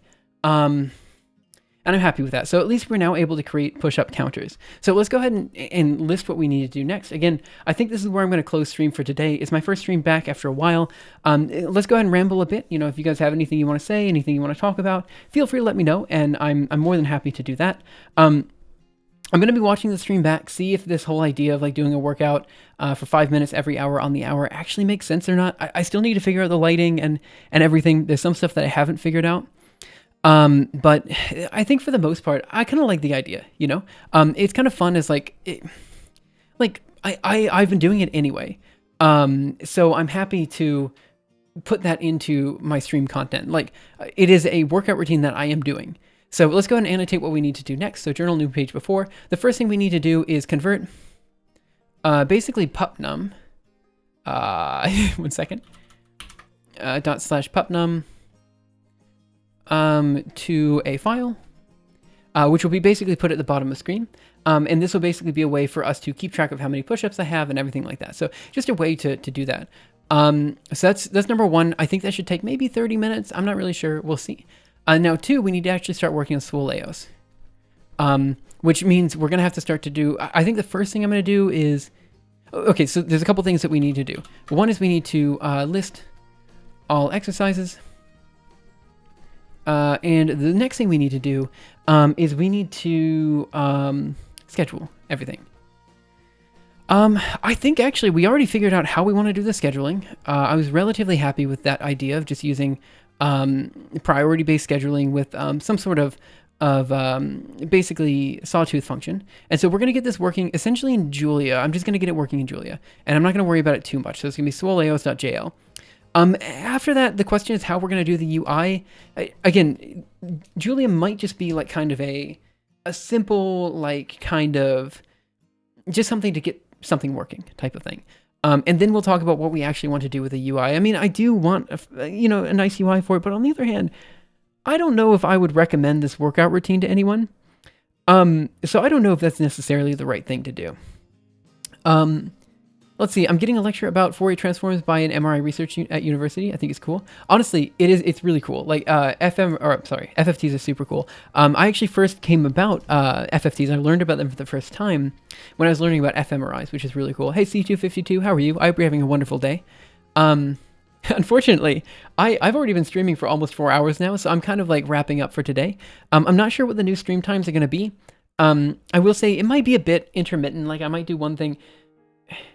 Like, for example, I know that 50% of the time on Monday, Wednesday, and Friday, I have something to do at 3 o'clock p.m. So it kind of depends. You guys with the white nicknames? I'm using the light theme. Oh. Yeah, fair enough. I figured I just wanted to say hi. Yeah, hey, thanks for coming by. But yeah, so this is kind of what we have left to do. Converting the pupnum to the file should be relatively easy. Should take, 30 minutes to an hour. So that'll be the first hour of next stream. 1 hour. And then working on this will be the rest of next stream. So doing all of this, just basically getting a mock-up version of the scheduler working will be the next stream. And then once that's done, I'm debating on the UI. Maybe not. But what I want to do off of stream is very quickly create like the ability for you guys to add push-ups to my counter. Maybe 1 push-up per hour per user if you want. So that's something that I'd like to be able to do just because I think it's fun. And if you guys can think of other rewards for people who've been watching for a while, because I've done nothing with channel points, just, yeah, let me know. And I'm happy to try it out and see what happens. But yeah, that's basically it for now. Again, it's been good. I enjoyed being back. It's been a while. I think doing the workout every hour on the hour is actually like really good because it, I used to basically run out of stream, or I usually run out of stream stamina in about 2 hours, right? But with that, it really doesn't allow me to like stream for longer without even realizing that I'm actually, doing a stream, right? It feels more natural to be able to stream for a longer period of time if I break it up every hour and I just do something, So I think it's something that I'll keep going with. Again, I need to figure out how to up the production quality aspect of things. Because right now, like, I just have a camera just kind of sitting on the side of my room. Speaking Japanese for 1 minute for channel points would be interesting. Oh, no. でも少し日本語わかります。僕の日本語が悪い。それは、I don't know if that'd be the best thing to do. But if people are interested in learning Japanese, I wouldn't mind doing like a Japanese learning stream or something like that. I think that'd be kind of fun. The other thing too is I did a while ago, I don't know who it was, but someone sent me a message or sent me a link to like this kind of way for me to easily stream from my Nintendo Switch. So I might do some Ring Fit or like Switch playing a bit on stream. Specifically a Ring Fit speedrun where I do like all like S ranks on all of the mini games is something that I've considered doing. I have been considering doing. There we go. Is that even right? I don't even know if that's right. Anyway, there's a lot of things like that I've been thinking about. But in particular, like I said before, once we get done with the swoleos bit, I'm actually going to return back to the Fractal Flame method. So we'll just kind of intersperse the workouts into the Fractal Flame methods. And then I'm going to be working on Quiltify on the side. So for the most part, I can't guarantee like super long streams, but I can guarantee more of the streams coming forward because I'm always going to be working on stuff in the background. But I'm going to be trying to at least stream a bit of the process every day from now on. Again, not sure about the times. We'll figure that out. Anyway, let's see who we can raid at the end of stream. What do we have here? So I go here. We've got Oh Bother, Stephen Wolfram, extra credits, Caitlin V3. Let's see, Raimu is live. Let's see, Loading Artist, Insulotosaurus. Let's see. Oh, Tim came by earlier. We could raid Tim. Let's see. I would say it's been a long day. If you guys have anybody in particular that you want to raid, let me know. Otherwise, I think I'll do Raimu, actually. Let's go ahead and raid Raimu. So let's go start the raid. Because they're doing affine transformations. And I'm interested to... If we just did a video like not too long ago on that. So let's go start the raid on Raimu 8354. Okay. So let's go start that raid. Thank you guys so much for coming in. Have a wonderful day, night, afternoon, morning, evening, whatever time it happens to be your time. And I will see you guys around next time for the next episode of Simuleos. Again, it'll be tomorrow, and we'll just see what happens. But again, I will stream tomorrow. I'm just not sure exactly when or stuff like that, but we'll figure it out. Anyway, guys, thanks again for coming in. I'll see you next time. Bye, guys.